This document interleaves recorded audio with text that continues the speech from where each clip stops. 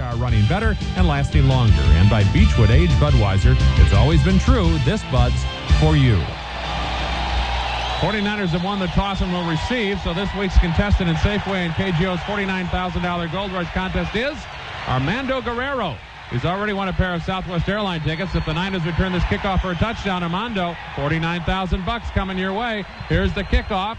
Comes to the near side of the field. Dexter Carter takes it at the 3. Cuts to the right and doesn't get very far. He's dropped at the 15-yard line. Good coverage by Pat Eilers on that play. Makes the stop for the Redskins, and so the 49ers go on offense. Here's today's starting lineup, sponsored by Yardbirds Home Centers, with 10 Bay Area locations near you for all your needs. For San Francisco, Steve Wallace, Jesse Zapolo, Bart Oates, Derek Deese, and we're happy to say Harris Barton, the offensive line. Tight end Brent Jones, the receivers John Taylor and Jerry Rice. Running back Ricky Waters, fullback William Floyd, and quarterback Steve Young as San Francisco begins at the 15-yard line. Handoff to Waters, breaks to the outside, and he's got nowhere to go as Ken Harvey turned it inside, and then the tackle was made by Sterling Palmer along with Tyrone Stowe. Their defense looks like this. Tony Woods, defensive end, along with Sterling Palmer on the other side. The tackles are Bobby Wilson and Tim Johnson. The linebackers are Ken Harvey, Tyrone Stowe, and Andre Collins. The cornerbacks are Tom Carter and Darrell Green. The safeties are Martin Bayless and Darrell Morrison. And the 49ers lost a yard on that play, so it's 2nd and 11 back at the 14-yard line. Taylor to the left side, Jones in motion that direction. Back to throw is Young. Passes right flat. He's got Jerry Rice. He's out to the 28-yard line, and the 49ers have their first down of the day. And Jerry has his streak continue as Tom Carter makes the tackle. Almost 15 yards on the play. And this broadcast is authorized under broadcasting rights granted by the San Francisco 49ers solely for the entertainment of our listening audience. Any publication, rebroadcast, or other use of description and accounts of this game without the express written consent of the San Francisco 49ers and Blanche Walker is prohibited. How about the Broncos and Vandals, Mom? Oh, jeez. A 14-yard gain. First and 10 at the 28-yard line. And this time only Ricky in the backfield. And it's a play fake to him, but Young's throwing, and he's throwing deep, way downfield to Rice under double coverage, and it's incomplete. They had it well covered on the play as they had Carter on one side and the safety Darrell Morrison on the other out near the 40-yard line of the Redskins. Well, fresh legs after a bye week, and they tried to sneak one in early on the Redskins. Now, because of problems with the offensive line in the first few weeks of the season, Joe, we didn't see the 49ers going downfield like that much. Yeah. Now they've got Harris Barton back. They're strong at both tackles with Wallace and Barton. We'll probably get to see a little bit more of that now. Good point. 2nd and 10, 28-yard line, first series of the day. Rice and Singleton are the receivers out to the left side. Floyd's in the backfield along with Ricky Waters. They give it to Ricky. He cuts to his left, and he's got some running room, and he's out to the 40-yard line before he is caught from behind by Carter, the left cornerback. But it's a 12-yard run, and San Francisco has another first down. Floyd on the lead block going through there, and already he and Andre Collins, the linebacker who he blocked on, had words and were shoving after the play was over. That was a huge hole.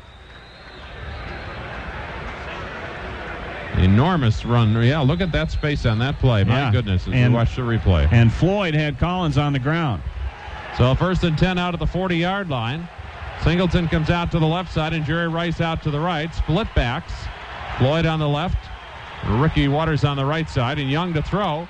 And a short pass on the right flat is complete out to the 45-yard line to Waters. Tackle made by the linebacker Tyrone Stowe out of Rutgers, who, again, was a salary cap victim. He led the Cardinals in tackles last year, and they let him go, for heaven's sakes.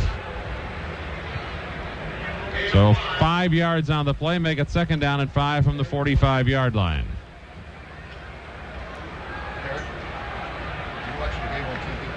No score, first quarter, 12:15 to go. Two receivers come out to the left side. Singleton and McCaffrey is in there right now. Carter is in there and out of the backfield in motion. It's a handoff to Floyd, sweeps to the right side. He's got nowhere to go. Dexter Nottage cut him off, got some help from Ken Harvey, and just forced him to the outside and out of bounds. In fact, lost a yard on the play. Bumped into Derek Deese, his right guard, as he was trying to get outside and lost his leverage.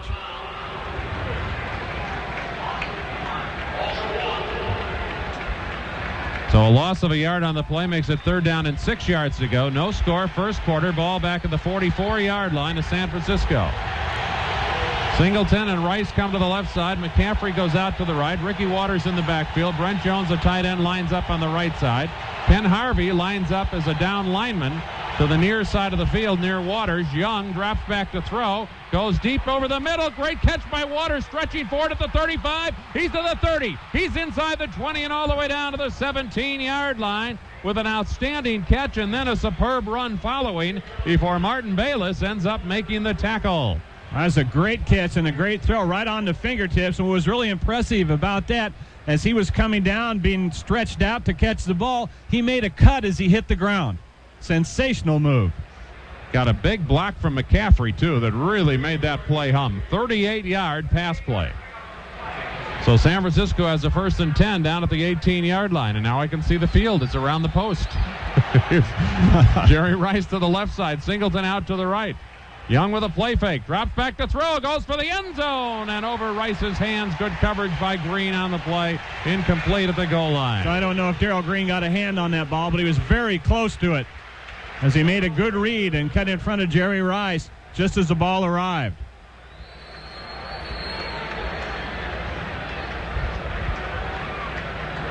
Might have just tipped it off his fingers. Tipped it. So that brings up a 2nd down and 10 at the 18-yard line. No score in the first quarter. The first possession of the day for either team. Rice out to the left side against Green again. Singleton out to the far side against Carter. Split backs. It's a handoff to Waters on a counter. Goes over the left side. Picks his spot. Slowly moves upfield and gets inside the 15 down to the 14-yard line. Bayless is there on the tackle. The safety out of Bowling Green. And that's a gain of 4 yards. Wayne and I have the most unusual booth maybe we've ever had in the NFL. We haven't been here ever. I've never been here to do a game before. We have a post right in the middle of our broadcast booth, another one on the right side, and the camera crews are in front of us. So it's a very unique. At least you've got a chair. But I do have a seat. Wayne does not even have a chair. Standing room only for this one. 3rd down and 6 at the 14-yard line. 2 receivers to the left. Jones comes over to the left. Rice goes alone to the right. They'll be looking for Jerry on the slant. And almost picked off by Carter instead.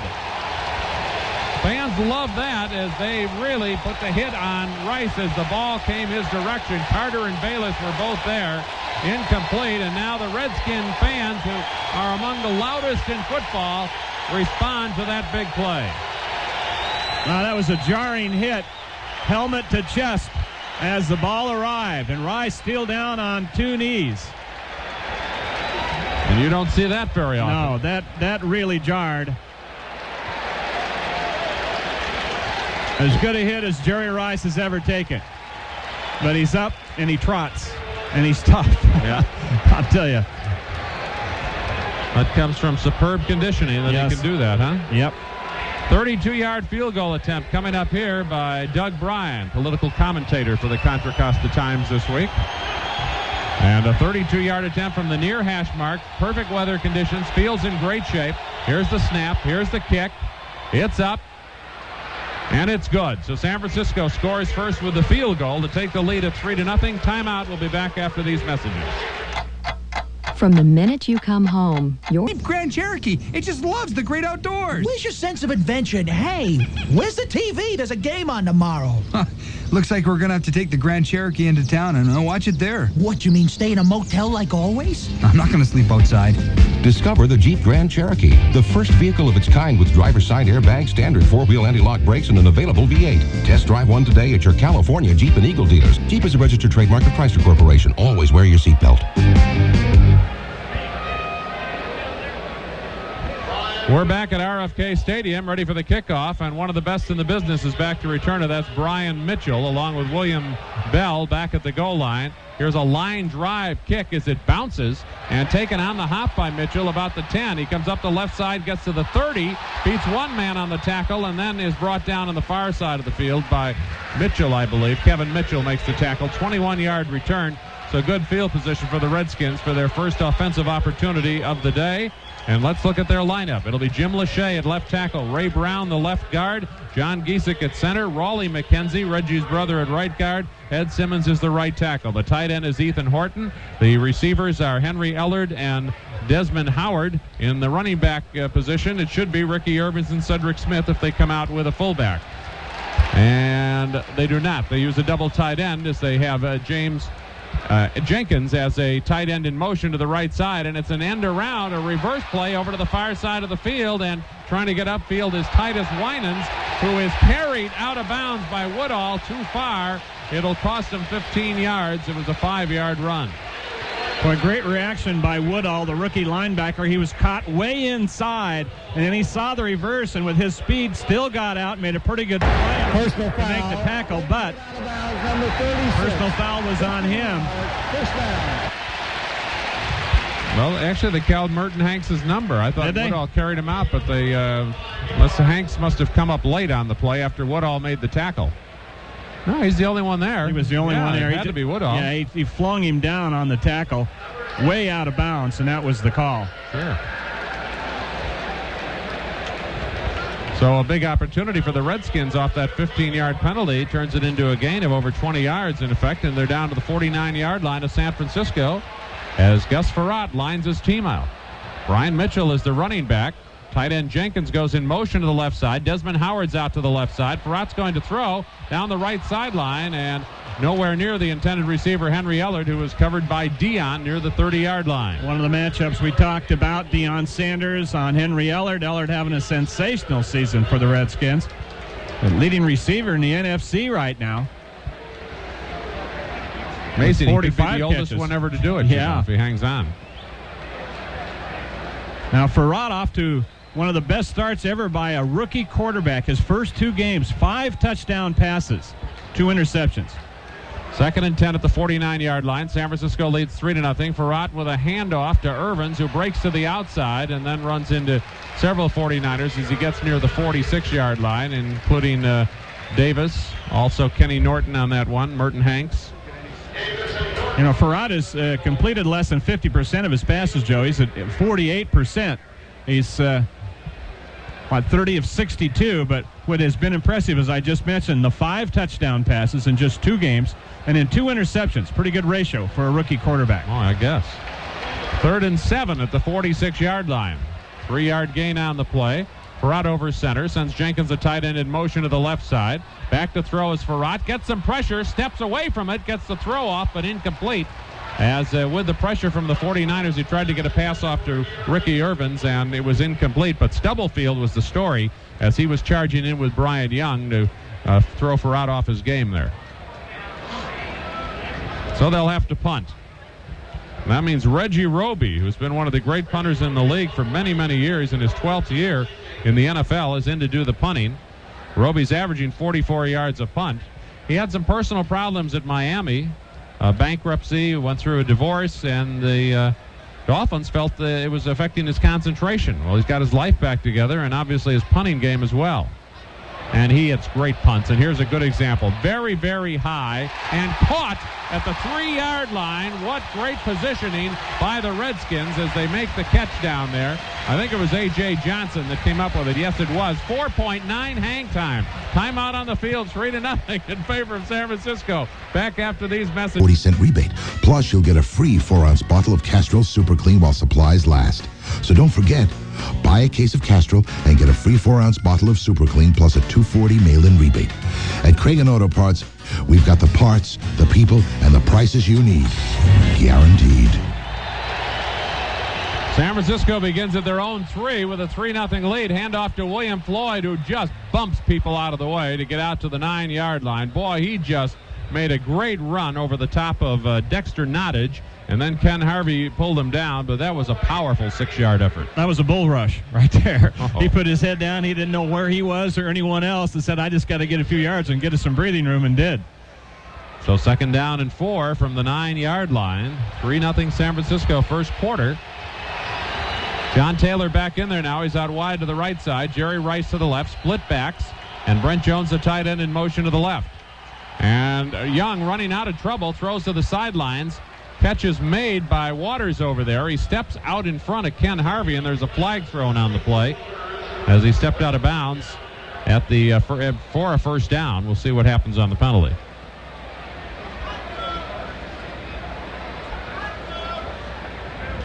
No call yet. Referee is Jerry Austin today, by the way.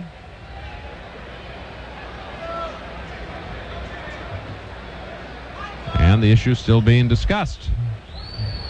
Neither team seems to be walking one way or the other, so maybe they're not even sure which way this is going to go. Holding on the left cornerback of the defense. That penalty is declined. Take the result of the play, first down. That's Tom Carter. If he's right about the left cornerback, he didn't give a number, but that's Carter. So the penalty call is not necessary because the 49ers got a first down out of it, so they'll take that and get a first down. Say on November 13th, bring a food donation to the 49er Dallas game, and you get a special signed 49ers pennant, a coupon for 25% off at JCPenney's, and feed the 90,000 hungry people in San Francisco. So it's Food Bank Day next week. Bring them plenty of foods to San Francisco's Candlestick Park next week. There's a counter to Floyd as he tries to go to the left side, and there is nowhere to go. And Gavea, one of the best in the business, gets pushed by Floyd. He pushes back. Moving in to help out is Bobby Wilson. No flags are thrown.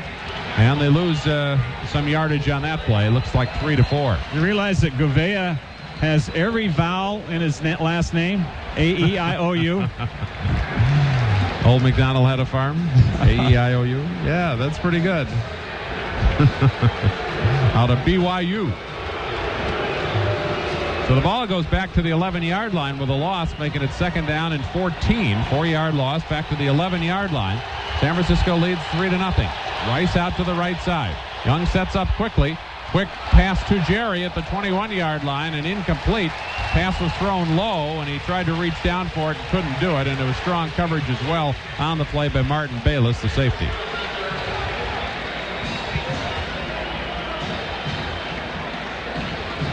Redskins have veteran Leonard Marshall out on the field right now in his 12th year, 3 Pro Bowls, and I think we all remember what he did to Joe Montana a few years ago in the playoffs.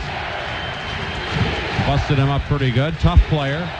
And it's a 3rd and 14 at the 11 for San Francisco. Steve Young, 4 of 8 so far, 63 yards. McCaffrey, a wide receiver out to the right. Young drops back to throw, steps up, lets it go downfield, and Singleton makes a sliding catch at the 40-yard line. What a great play in front of Alan Grant, his old teammate, and Darrell Morrison, the safety. Well, Young made a good move. He was back in the pocket looking downfield. There was nothing there. It looked like he started to run. He thought about running. Then he spotted Singleton over the middle.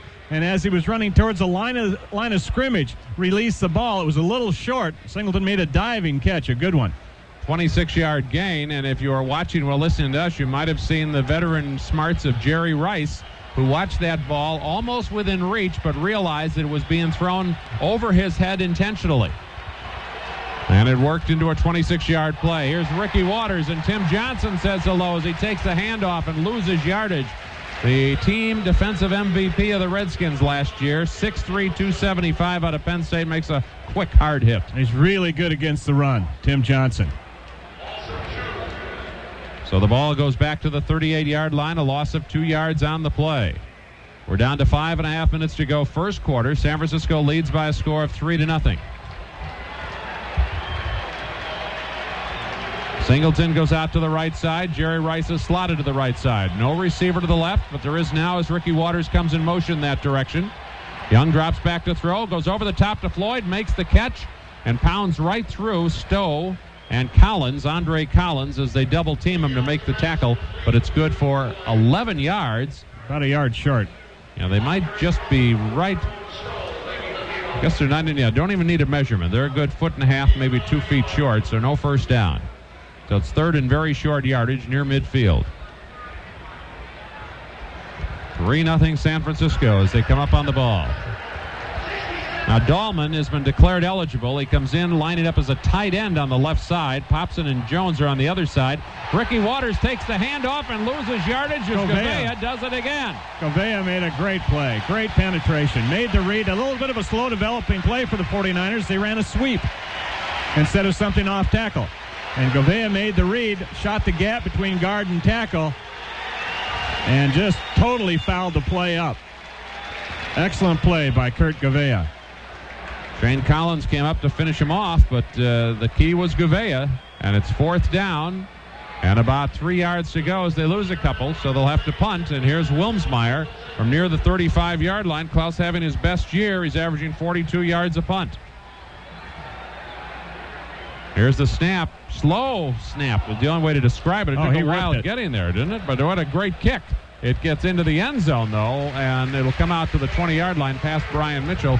And so there's a timeout on the field after that 53-yard punt with the score 3-0 San Francisco. Back after these messages. Okay. Doctor within Lifeguards Network. Oh. See? Well, I still think you ought to wear a good sunblock to work. I work in an office building. I just don't trust those fluorescent lights. If your company has a group of 5 or more, ask your company benefits manager or broker about Lifeguard Health Plan. At Lifeguard, your health is our business. First and 10, 20-yard line, Redskins ball. We are late in the first quarter, and San Francisco has a 3-0 lead. Gus Farad at quarterback. And a handoff to Ricky Irvins over the left spot, and a good play by Bryant Young getting through there to trip him up, and then Stubblefield landing on him with Kenny Norton. Joe, although no points resulted in that last possession by the 49ers, that was an excellent possession by them. Remember, they started at the 3 and moved the ball out 43 yards before they had to punt. So excellent job by the offense, just getting good field position now for their defense. Henry Ellard comes out to the near side against Eric Davis. And Desmond Howard's out to the left as Farad with a play fake goes to throw, and he throws downfield, and it is caught by Winans. He got a fierce hit after he caught it at the 38-yard line by Tim McDonald, but he held on to the ball and gets a first down. That's 12 yards on that pass. Sonny Jurgensen told me that this kid is really confident in the pocket, and he meant that he'll stand back there, oblivious to what's going on around him, and keep his concentration downfield, and you can see it. The pride of Ford Cliff, Pennsylvania. His parents have been on TV, it seems like, on every TV show on the East Coast for the last 2 weeks. Everybody's so excited about this story here. Hand off to Ricky Irvins, little stutter step, and moves up over right guard and does get out to the 43-yard line before brought down by Norton first. Then McDonald and Plummer were there as well for San Francisco. 6-yard run on that play. Some mailboxes, etc. Scoreboard update. Just a couple partials. Chicago 3, Tampa Bay nothing in the first. San Diego nothing. Atlanta 7 in the first quarter. Mailboxes, etc.'s business service centers offer the ultimate in service and professionalism. Stop by one of 100 in the Bay Area to find out why they say it's not what we do, it's how we do it. Second and 4, 44-yard line. 3-0 San Francisco. And I think Young may have been offside as Farad drops back to throw. Has the ball batted away and then has to go back and land on it. After Stubblefield slapped it out of his hands. I'll tell you, Stubblefield is playing at an all-pro level. He has been the best defensive player on the field the past couple games. Not only for the 49ers, but both teams. Yeah. And it started again with a big surge here again today. He got by Farad, was driven by him, but reached out and knocked the ball out of his hand. 7-yard loss on the play, and I guess the timing was just perfect because there was no flag. But boy, it was a quick explosion. So 3rd down and 11 as the ball goes back to the 37-yard line. Ellard goes in motion to the left side toward Winans. Rott back to throw. Wobbly pass to the sideline. And while Ellard makes the catch, it's not going to get him very far as Merton Hanks and Tim McDonald are both there to make the tackle and force the Redskins to punt after a 6-yard pass.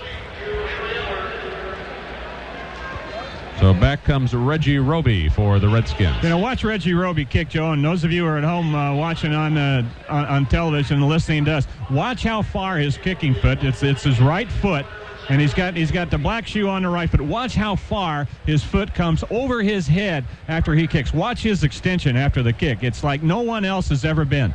Higher than anyone I've ever seen. He could be a Rockette. Here's the kick. And it's a good one. Carter waits for it at the 16-yard line. Starts to move upfield and gets across the 25, maybe to the 26-yard line. That's about it on the play. And so the tackle made by James Jenkins. Timeout on the field. That was a 42-yard punt. Score is 3-0. Hang time 3.9. We'll be back after these messages. With its cab-forward architecture, advanced... Tickets must be purchased within 1 day of making reservations. Seats are limited. Some restrictions apply. Fare does not include passenger facility charges of up to $12 round trip. Southwest, the low-fare airline. Call 1-800-I-FLY-SWA. San Francisco leading by a score of 3-0. 47 seconds remaining in the first quarter on as good a day as you'll ever get in November in the East Coast. It's a gorgeous afternoon and a full house here this afternoon.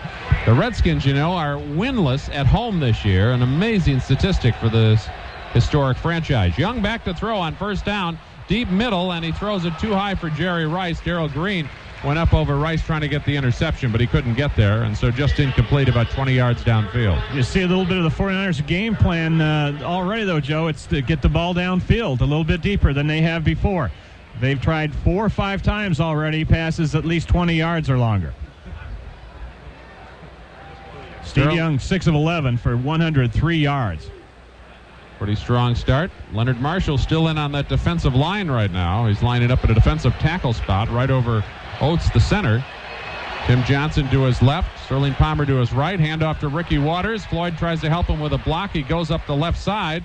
And then he's grabbed by Green and kind of pushed down by Tyrone Stowe as well on that play.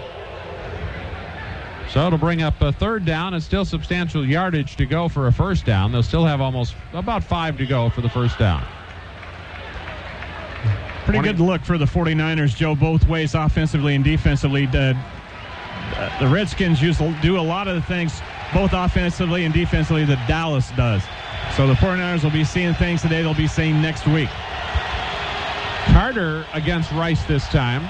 And Young drops back to throw and goes downfield, and Brent Jones is all alone. Can he win the foot race to the 25, the 20, the 15, the 10, the 5, into the end zone? Touchdown 49ers. Brent Jones, the longest touchdown run of his career, 69 yards. Boy, what a beauty at the end. He had Darrell Green to beat, who 3 times has been the NFL's fastest man. Green caught him, dove for him, and Jones hurdled him. Did kind of a scissor hurdle on him, and then got on in the end zone. Sensational effort.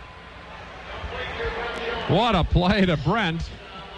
An over-the-shoulder catch. He looked like Willie Mays reaching out for that one, and it's inconceivable to me that he could beat Green. He'll be talking about that till he's 90, who he outran to get that score. And that's the catch of the game, by the way, sponsored by the State Compensation Insurance Fund. How much time in the quarter? None. That's the end of the quarter. Yeah. So we'll get the extra point, and that'll be the quarter break. 69-yard touchdown pass to Brent Jones. Here's Doug Bryan for the extra point. And we'll give you the information on catch of the game in detail after the quarter break. But with the score 10-0 San Francisco, that's the end of the first quarter. Back with the second after this from your local station. KGO, San Francisco, San Jose, Oakland. KGO News Talk 810. And a dozen golden fried shrimp for only $10.99. Snapple Natural Beverages, made from the best stuff on earth. Brent Jones, 69-yard touchdown catch. The catch of the game sponsored by State Compensation Insurance Fund, the workers' comp insurer preferred by more California employers than any other. Call 1-800-892-6000 or ask your broker for details. State Fund, we're making workers' comp work. Tune in Monday to the afternoon news in San Francisco on KGO for the State Fund catch of the game replay and win a jacket. A 49ers starter jacket.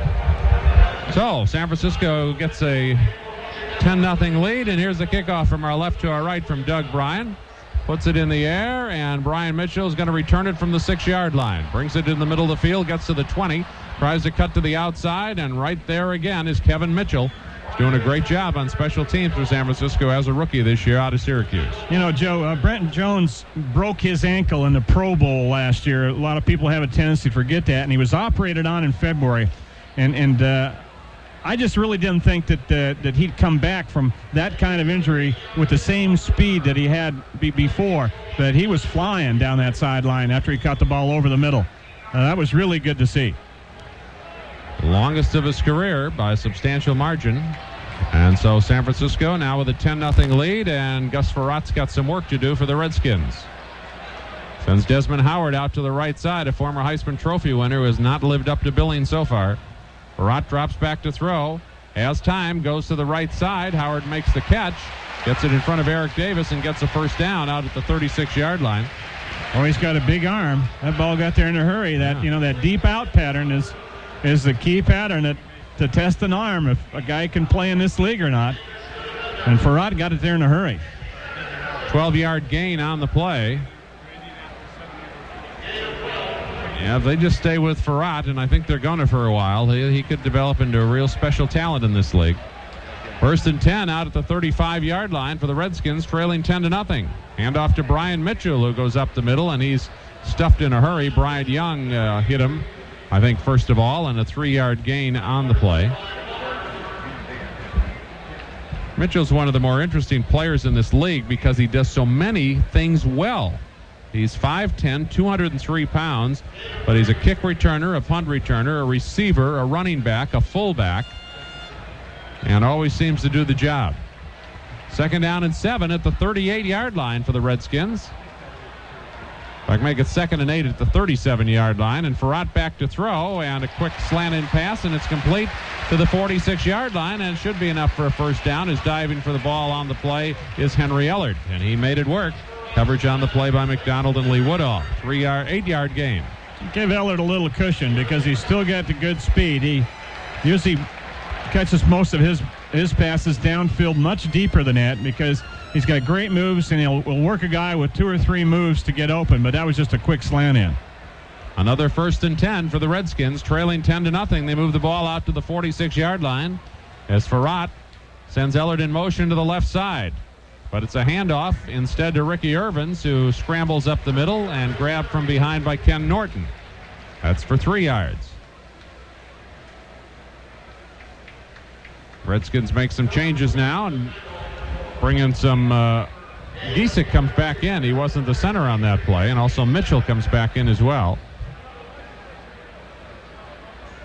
And what they're doing right now also was kind of interesting is they're using what they call their big deuce offensive line, where they use Ray Brown as a tight end for running protection. Brian Mitchell takes the handoff, goes over the right side. Woodall makes the tackle, and they are almost close to another first down, only a foot or so away, as Woodall makes a stop with Norton. 7 yards on that play.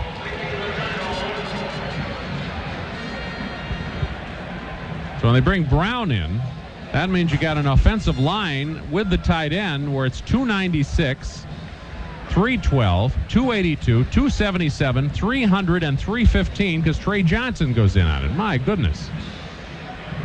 They're measuring here for the first down. And they're right at the edge of the ball. It looks like they missed it by, just about an inch and a half is all it is. Real close.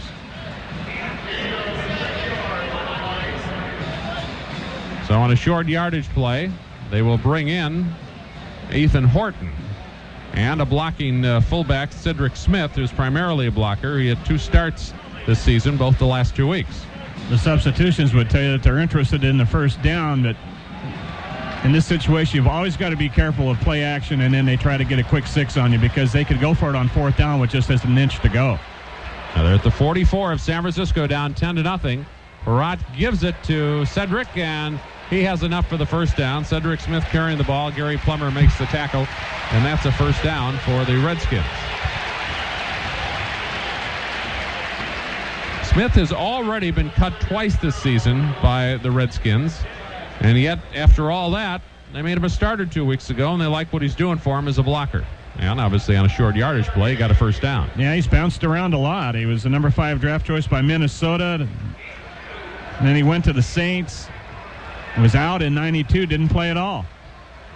11:40 to go, second quarter, 10-0 San Francisco. Winans in motion to the right side. Farrat with a play fake, wants to throw deep. And he goes down the left sideline, and it is all but intercepted. Oh, what an opportunity there for Merton Hanks as he had it off of Winans' hands, but he just juggled it and couldn't keep control at the 40-yard line of San Francisco. Yeah, he went over the top of Winans and got both hands on the ball. Almost had it brought into his chest before he bobbled it away. Would have been a great interception. 2nd and 10 at the 43-yard line for the Redskins. Down 10-0 second quarter. Dion works against Ellard to the near side. When that's occurred, they don't throw that way. Here's a handoff to Irvins. Dion. He sweeps to the left side, and Dion makes the tackle. The ball came loose for a moment, but it'll be the old ground causes the fumble rule, and he got it back anyhow. Loss of 3 yards on the play, and Sanders came way up to make that tackle. Well, he made it for about a 3 or 4 yard loss. Great. From his cornerback spot, a good read. And he's so quick, he gets in there in front of the blockers. 4-yard loss back to the 47-yard line. 10-0 San Francisco. It's a 3rd and 14 now back at the 47-yard line. Ellard goes out to the right side against Eric Davis. Desmond Howard against Dion. Farrat is in trouble, but he gets away. Now he throws deep middle, and this one is picked over on the far side of the field by Toy Cook.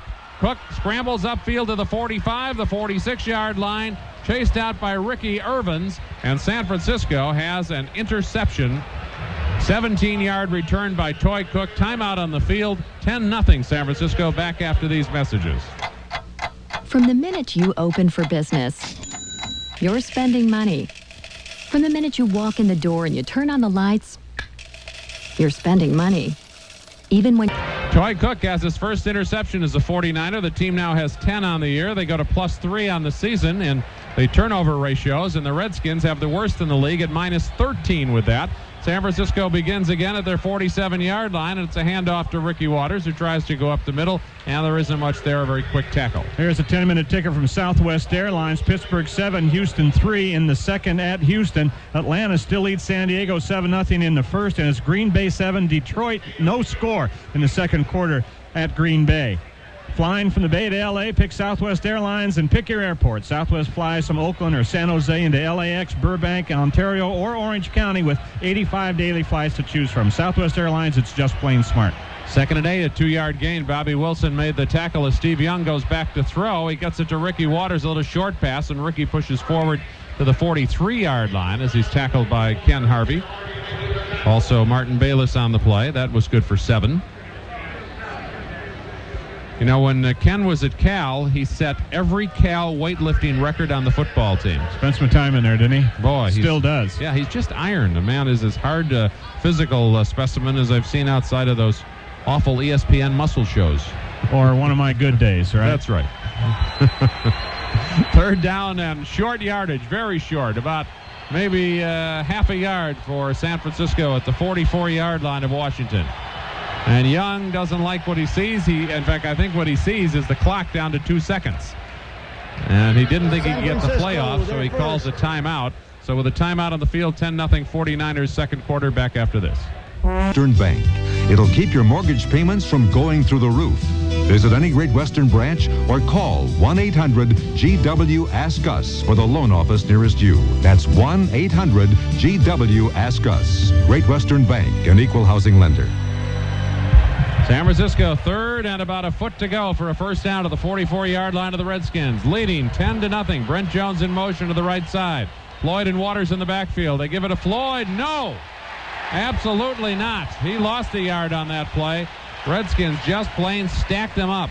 Nottage came in hard and fast to make the tackle. Darrell Boykin came up, and 49ers will have to punt. Sterling Palmer out of Florida State. Injured player down, Joe, on the Redskins. Down on the ground right now.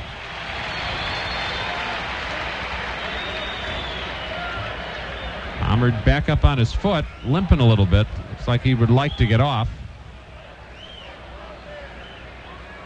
And they will help him off the field. San Francisco gets ready to punt.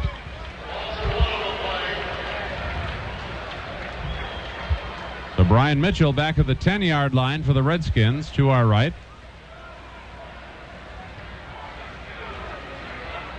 We're in our nation's capital, which will be a most interesting place to be for the next 48 hours with major elections on Tuesday. Wilmsmeyer ready to punt from about his 43-yard line. Redskins peel back. They bring some outside rush, but not very heavy. And a good high, lazy punt by Wilmsmeyer. Fair catch signaled. Barely enough room for Mitchell to make the catch, but he got it at the 15-yard line. 30-yard punt. Timeout on the field with a score 10-0 on that 4-point hang time punt. We'll be back after these messages. California drivers. Why not call a farmer's agent today for the best possible coverage at the best possible price? The Farmers Insurance Group, serving California drivers for over 65 years.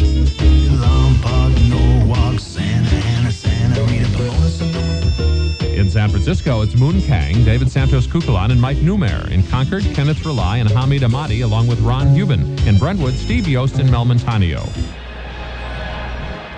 We're back at RFK Stadium. We're in the second quarter, 8:29 to go. First and 10 to the 15-yard line for the Redskins, who trail San Francisco by a score of 10-0. Gus Farrat brings the team up. A couple of weeks ago, trying to figure out why we kept thinking his name was Mitch. Well, his cousin Mitch plays for Seattle. Handoff to Irvins over the right side, and he is pushed back in a hurry. Good quick tackle by Brian Young. 2-yard gain on the play. Charles Mann out on the field defensively for San Francisco. He was so popular, I mean enormously popular here, because he was so busy in the community, so involved with everybody. Well liked. Second down and 8 at the 17-yard line. Farrat brings the team up, lines up his tight end, his number 2 tight end, who comes in motion, James Jenkins, to the left side. Farrat, though, with a handoff to Irvins, who breaks to the outside after breaking the first tackle. That by the first man for San Francisco, but then Norton and Merton Hanks combined to bring him down with some help from Charles Mann. About an 8-yard gain. They're still short of the first down by a yard and a half. Hard to tell the difference, isn't it, between Irvins and Brooks and Mitchell when they're in there. They're all the same kind of runner, about the same size, real good on cutbacks, real quick, and they alternate them. Now Giesick comes back in for the Redskins. Ellard leaves. Giesick goes to center, and they go back, as we call it, the Big Deuce offensive line and put Brown at a tackle spot. Washington is a tight end spot. 1 out of 4 on third down. And they may not have made it here. If they did, they just made it, because it was a great hit by Gary Plummer, just smacking him back, but it looks like enough forward motion for the first down. Plummer's having a very good year now for San Francisco. It took him a week or two to kind of figure out what was going on, as you would expect, but he has played very well as the season's gone along. Back to where he was as a San Diego Charger. First and 10 at the 26-yard line. I formation. Cedric Smith, the fullback. Irvins, the tailback. And Charles Mann makes a grab at him. He gets by him a little bit. It may have slowed him down enough to have him finished off on the tackle on that play before it was over by Ricky Jackson. 3-yard gain. Second down and 7, 29-yard line. 6 minutes to go, second quarter. 49ers up 10-0.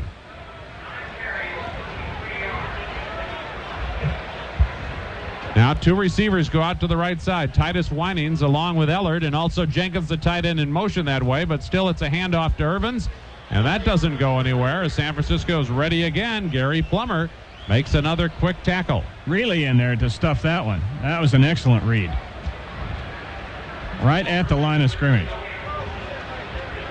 Gary leaves, Young leaves, Ricky Jackson leaves, Charles Mann leaves. So the 49ers go to a dime package on third down and long yardage, 3rd and 7 from the 29. And they've just been changing up zones mostly against Farrat. They haven't blitzed him yet.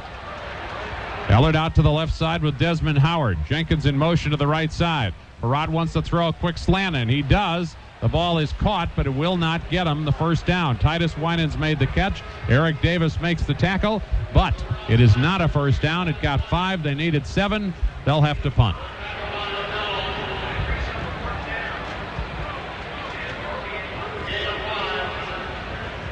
When you're talking about Reggie Roby's leg getting up so high, maybe he could join the Rockettes on one of those nights they bring pizza to David Letterman, you know, yeah. When they kick their way through the streets of New York. And it's a big man, too. Roby is 6'3", 250-some pounds. That's the most amazing thing of all. Yes. Just never see a punter looking like this. So 4th and 2 at the 34. Punt from our right to our left. From the shade into the sun. Carter stepping into the shade to make the catch at the 17-yard line and gets back a little bit out to the 22-yard line, but there really wasn't very far to go there. Hollandquist in on the tackle for them. A 4.54 hang time. Timeout on the field. 10-0 score. San Francisco. Second quarter. We'll be back. Fair airline. And the copycats are not. Call your travel agent or Southwest Airlines and you'll get a low fare on every seat, every flight, everywhere they fly. I'll tell you what, if there's a fare war, they're going to get nuked. Southwest is the low-fare airline. 1st and 10 at the 22. Steve Young drops back to throw. Short pass, intercepted. Picked off by Gouveia after it bounced off Ricky Waters' hands. Waters had it, and it just slipped off his hand, and Kurt was right there on the coverage to pull it out of the air, and the Redskins get an enormous break. They'll be at the 18-yard line. Yeah, it was a bad throw to start with, though. It was thrown behind Ricky Waters. He reached back, got one hand on it, and that just served the purpose of deflecting it perfectly to Gouveia for the interception at the 18. So Steve Young with the interception, only his 8th of the year. And on a deflection besides. And now the Redskins and Farrat get a big opportunity. They trail 10-0 in the second quarter. They get the ball at the 18-yard line. 2 receivers to the right, but they give it to Brian Mitchell. Breaks to the outside, and oh, what a charge by Merton Hanks to come up with Woodall to make that tackle. They got a yard or two, but a great play by Hanks. 2-yard gain. Let's pause 10 seconds for station identification. This is the San Francisco 49ers Radio Network. An unequaled Air Force of reporters. Jetcopter A-10 overhead. Bay Area's best traffic team. Weekday mornings 5 to 9 on the KGO Morning News from KGO, San Francisco, Oakland, San Jose. Second down and 8 at the 16-yard line. 4 minutes to go in the half. 2 receivers out to the left. That's Ellard and Desmond Howard. 2 men in the backfield this time. Irvins and Smith. Farrat with a pass. Gets it to Ricky Irvins, and he's down to the 6-yard line as he bounces off of Hanks and McDonald. And they'll have a 1st and goal with an 11-yard pass play.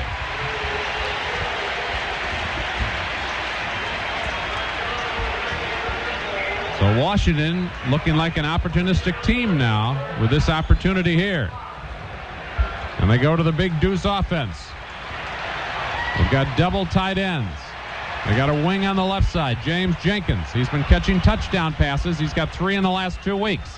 High formation, though. Handoff to Ricky Irvin. Stopped at the line of scrimmage by Ricky Jackson. McDonald came up to help, but they had him cold. Ricky Jackson and Bryant Young initially with good penetration from his defensive tackle spot. No gain on the play, so 2nd and goal from the 5-yard line. So Jackson's in there. Irvins has no positive yardage in his last 3 carries. The Niners want to see if they can keep that going. Dennis Brown lines up on the right side. Man in motion, the fullback. Fake. Farrat rolls to his right, wants to throw into the end zone. Ball is deflected and almost picked off again by Brown.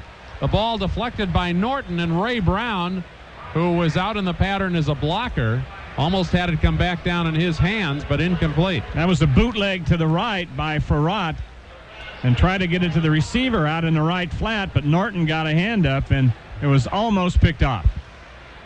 And that's why football players study films, because watching tapes that I have of the last 2 games of the Redskins, that's how he's thrown his touchdown passes to his tight end. To the tight end. So 3rd down and goal at the 5-yard line. Desmond Howard out to the right side along with Ellard. Irvin's in the backfield. Winans a wing on the left side. Farrat straight back drop. Looks into the end zone and will throw it away. There was too good a coverage.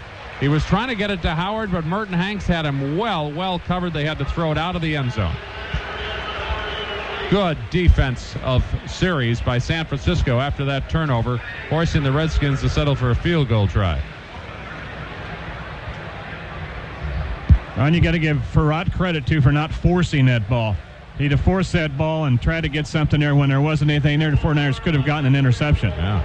But he's going to take the 3 points. Pretty good composure. So a 22-yard attempt here by Chip Lohmiller, who had been a slump all of last year and early this year, but he's back. And the kick is up and good. So the Redskins are on the board and get the field goal that makes it a 10-3 game here in the second quarter.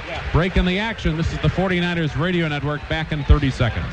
San Francisco 49er football is sponsored in part by Budweiser. This is a good time for you to break open an ice-cold Beechwood Age Budweiser. By PG&E, looking for a new home? Look into an energy-saving PG&E California Comfort Home. Call the PG&E Smarter Energy line at 1-800-933-9555.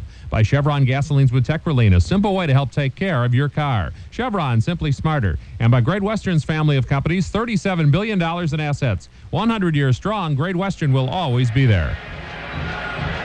We're back at RFK Stadium. We want to get some happy birthdays in today because 2 people that we care about share the same day.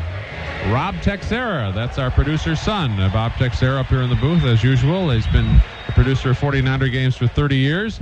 And a guy by the name of Eddie DeBartolo Jr.'s birthday as well today. So happy birthday to both of them. You bet. San Francisco with a 10-3 lead here at RFK Stadium, which at one time was home, believe it or not, to a baseball team. The Washington Senators, managed by Gil Hodges. And another guy you might not remember managed here, Ted Williams. Frank Howard played here. Here's the kickoff. And it's hanging up pretty good. And Carter takes it at the 3-yard line as he comes back to his left to the 15. And runs into a teammate, but gets loose at the 20 and then does get out to the 22-yard line. Almost stuck his hand out a little bit too far. A.J. Johnson ended up knocking him down.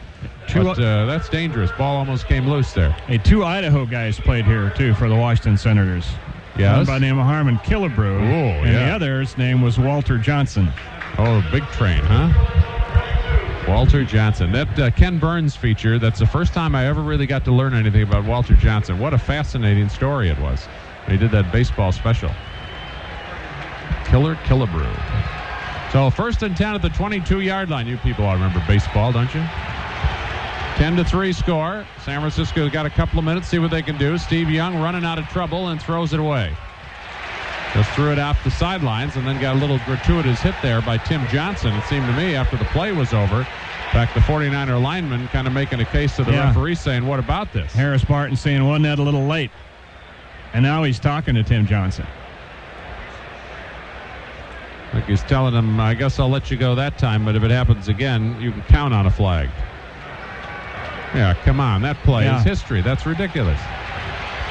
So 2nd and 10 at the 22, 2:12 to go till halftime. San Francisco up 10-3.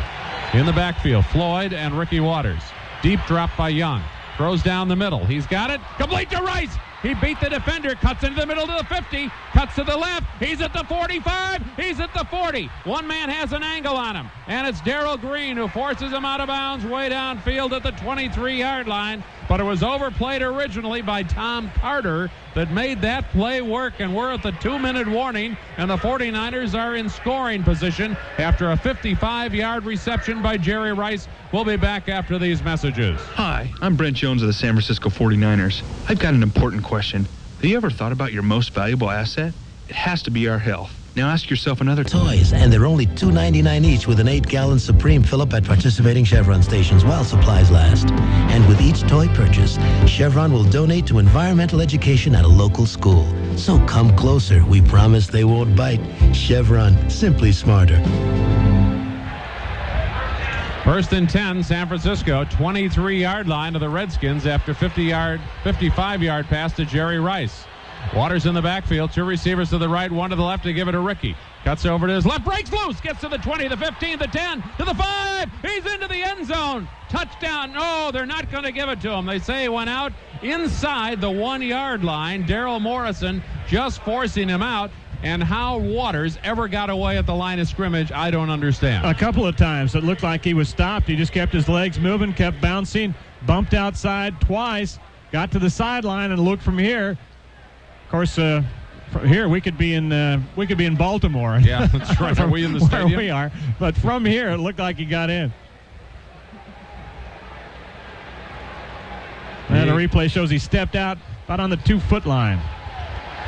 So that's about where the ball is with a 1st and goal for San Francisco leading 10-3. Floyd and Waters in the backfield, double tight end. Rice a wing.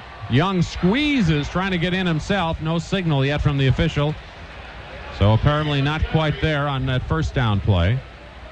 Clock down to 1:40 is completely irrelevant at this point. Yes, it's a touchdown.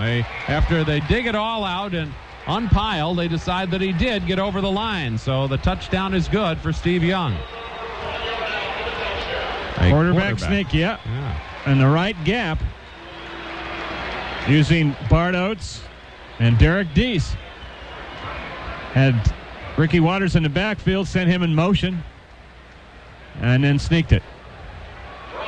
4 plays, 78-yard drive with that 55-yard catch by Rice. Catch and run, the big play.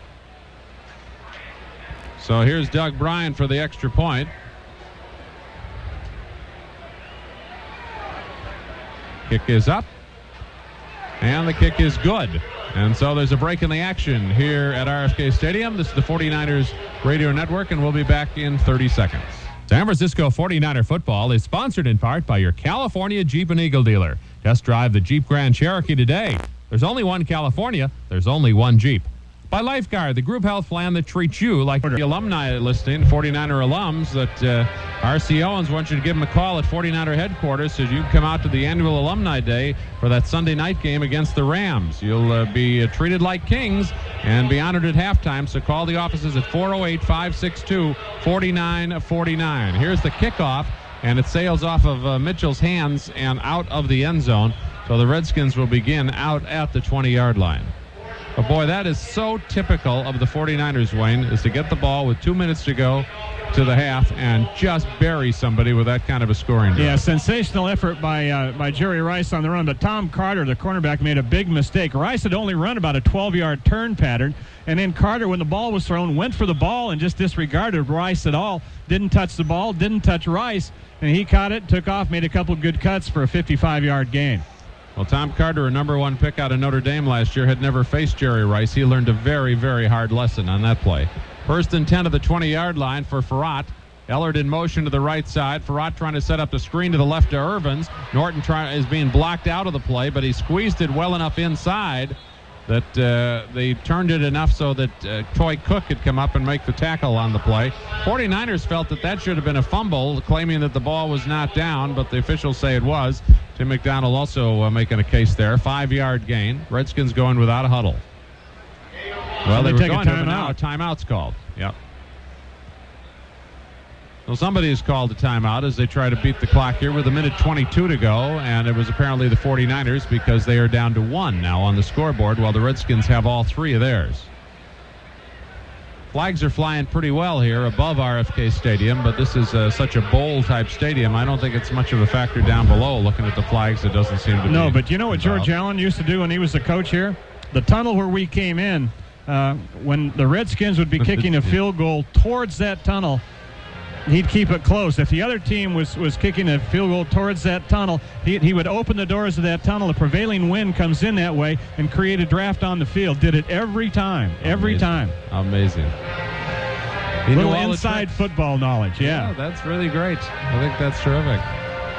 Yeah, they've had some great coaches here, huh, when you think of that. And when they'd kick, the other way, when the Redskins were kicking, he'd open it again so they'd have the wind at their back. Amazing. He put the Redskins in a Super Bowl. Didn't win it, but they got there.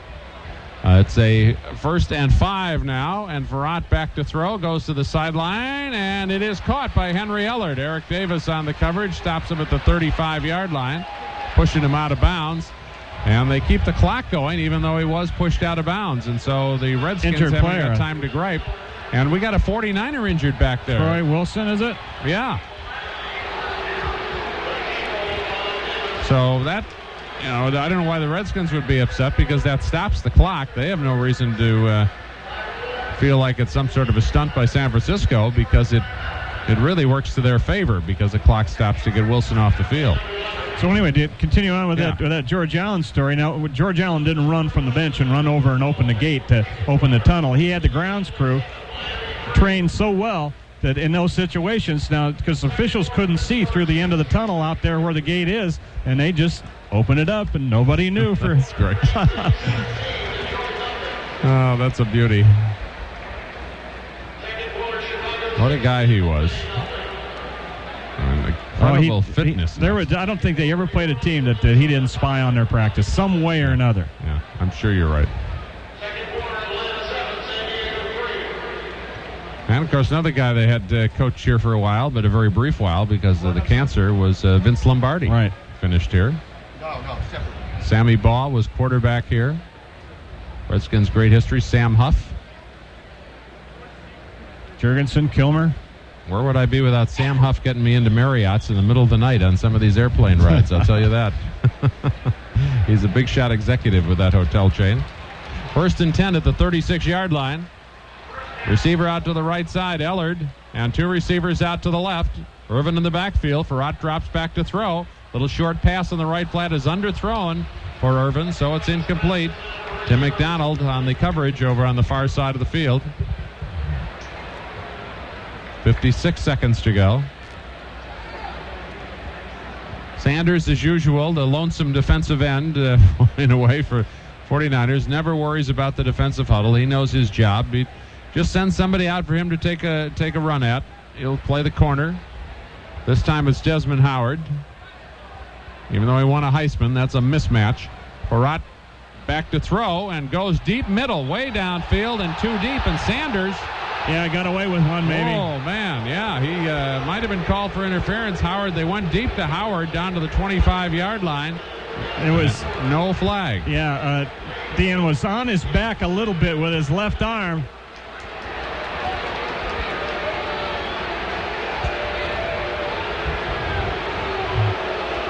Good pressure by Rhett Hall forced that pass to be thrown a little bit early. Fans don't like it one bit, and again the Redskins. Neither does Norv Turner. Look at him down there. Yeah. Not a lot of time to argue, though, right now. They have a 3rd and 10 at their own 35-yard line. And Farrat again back to throw.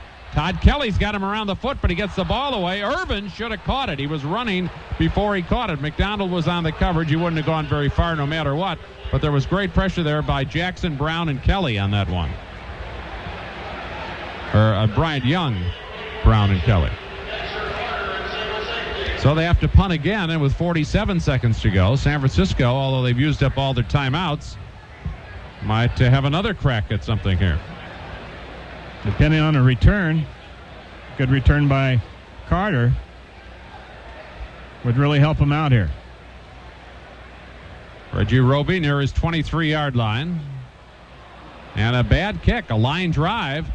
Carter gets the ball, races back to the 20, the 25, and he's out to the 30-yard line. So with 37 seconds to go, and the tackle made by Kurt Gouveia, 49-yard punt, 15-yard return, 3.4 hang time, official Sal Campagna East Coast time.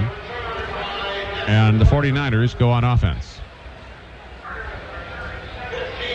Well, I doubt with this kind of field position that they'll do much throwing the ball deep downfield. Yeah, maybe try to break something underneath, but otherwise, why take you got a 14-point lead going to the locker room here. 17-3.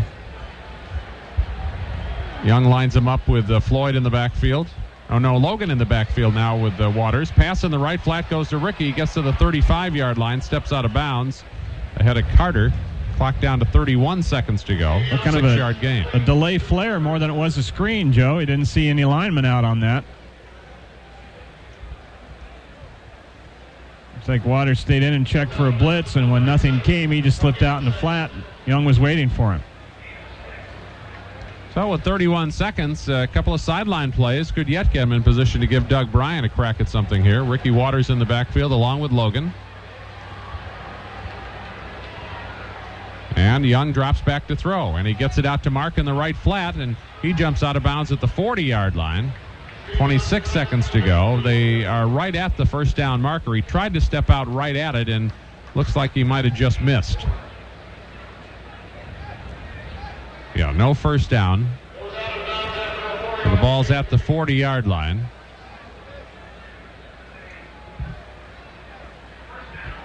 Well, they are calling it a first down. They are moving the chain. So the 49ers get a first down at the 40, leading 17-3. 26 seconds remain in the half. So two receivers out to the left side, Singleton and Rice. Now Jerry comes in motion but goes back to the left side. Logan and Waters stay in the backfield. Young drops back to throw. Takes his time, goes deep middle, had Rice, but it slipped off his hands. You won't see that very often. He was a little off on the pass, but in an area where Rice will usually catch it. Oh, yeah, that wasn't a bad throw at all. That was right between the belt and the knees, about mid-thigh high, and right in front of him.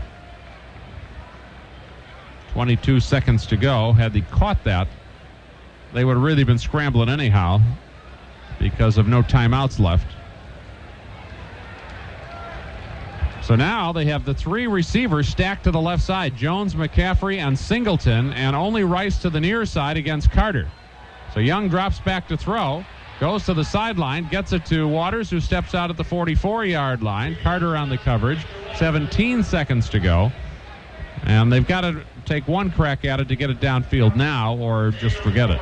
Ricky Waters has 6 receptions for 66 yards in the game. Steve Young, 248 yards now in the first half here. That's on pace for getting close to on pace for a 500 game, 500-yard game. My goodness. So they've been going downfield with it. 3 receivers again out to the left. Jones, McCaffrey, and Singleton. Rice out to the right side. Waters in the backfield. Young backpedals as far as he can. Now goes deep middle, and Rice has the ball, but can he get out of bounds? He cannot. He's at the 36-yard line. 7 seconds to go. 49ers will never be able to set up in time to do anything.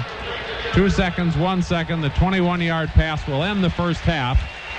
All Young was going to do was down the ball and set up for a long field goal, but they ran out of time. So at the end of the first half, nonetheless, a very impressive performance by San Francisco here, leading 17-3. Stay tuned for halftime news after these messages from your local station. KGO, San Francisco, San Jose, Oakland. The Dockers halftime as Fox NFL Sunday continues after these messages from your local station.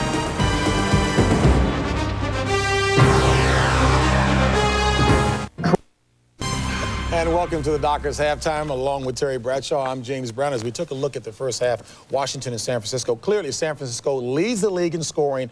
Washington having a tough time, but they've got to read on young Gus Frerotte now. Yeah, the one thing about young quarterbacks is that you go in and you have a book on them after you see them play a little bit. You really shouldn't have to worry about having a read on Gus Frerotte. He's just a rookie. But the thing they're doing is they're dropping off in deep zones. They're rotating and they're doubling Ellard, taking Ellard out of the football game. And I guarantee you at halftime, look for the backside. Look for the other receivers to come in and run the deep ends. Ellard will not be there this game. Well, Washington needs a read on San Francisco's quarterback, Steve Young. As a matter of fact, take a look at the big play from the first half. Well, this was in a close formation. Inside guy went outside, picked the outside linebacker that had Brent Jones man for man. Jones makes a great reception. Darrell Green, I don't know what he was thinking. Just tackle him, get on his back, get him down to the ground. He misses him a real nice, easy touchdown for the 49ers. Darrell Green had enough time to size him up, but went between his legs. I know. Couldn't believe that. Well, I don't know why he didn't try to tackle him. He didn't try to tackle him, try to cut his legs out from under him, when in fact he should have just grabbed on, held on. All right, San Francisco leading that one at the half, 17-3. Okay, down, make that in Minnesota. Hey, boy, what an ugly affair up until the last few minutes of the first half. The Vikings lead it by a touchdown. Warren Moon in stride. Jake Reed, quick post. Once again, cornerback makes the tackle or attempt at it. Reed's off to the races, finally is brought down. That sets up a touchdown pass from Warren Moon. In this game, good defensive football game. We said on our pregame show that we had to have Everett going deep. He went deep to Quinn Early, missed him wide open. Look for that again. Good defense indeed. As a matter of fact, Minnesota, the only team to get inside the 20. Obviously, they scored. New Orleans not yet to do that, trailing by a touchdown. Packers, boy, I tell you what, Scott Mitchell wearing contacts today, but he is having a rough game. His team trailing 24-7. The Cheeseheads are out, but boy, look at Scott Mitchell. Well, Bryce Pop drops back. The thing he does best is he gets in open field. He's smart. There's 1 or 2 interceptions. Here comes Mitchell again. Play action, has his new contacts on. Feels the pressure, unloads down the middle. Wrong place. No, not that. Don't do it. Not against the kid. Leroy Butler, he's there. Last week, Mitchell with 3 interceptions. Already in this game, 2 interceptions. And then finally, KO.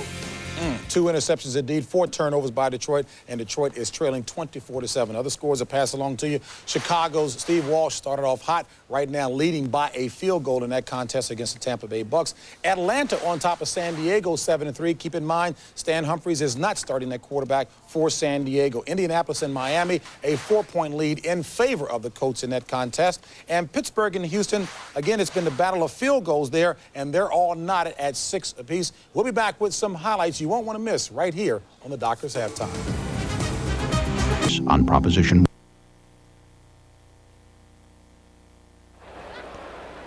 Halftime at RFK, San Francisco 17, Washington 3.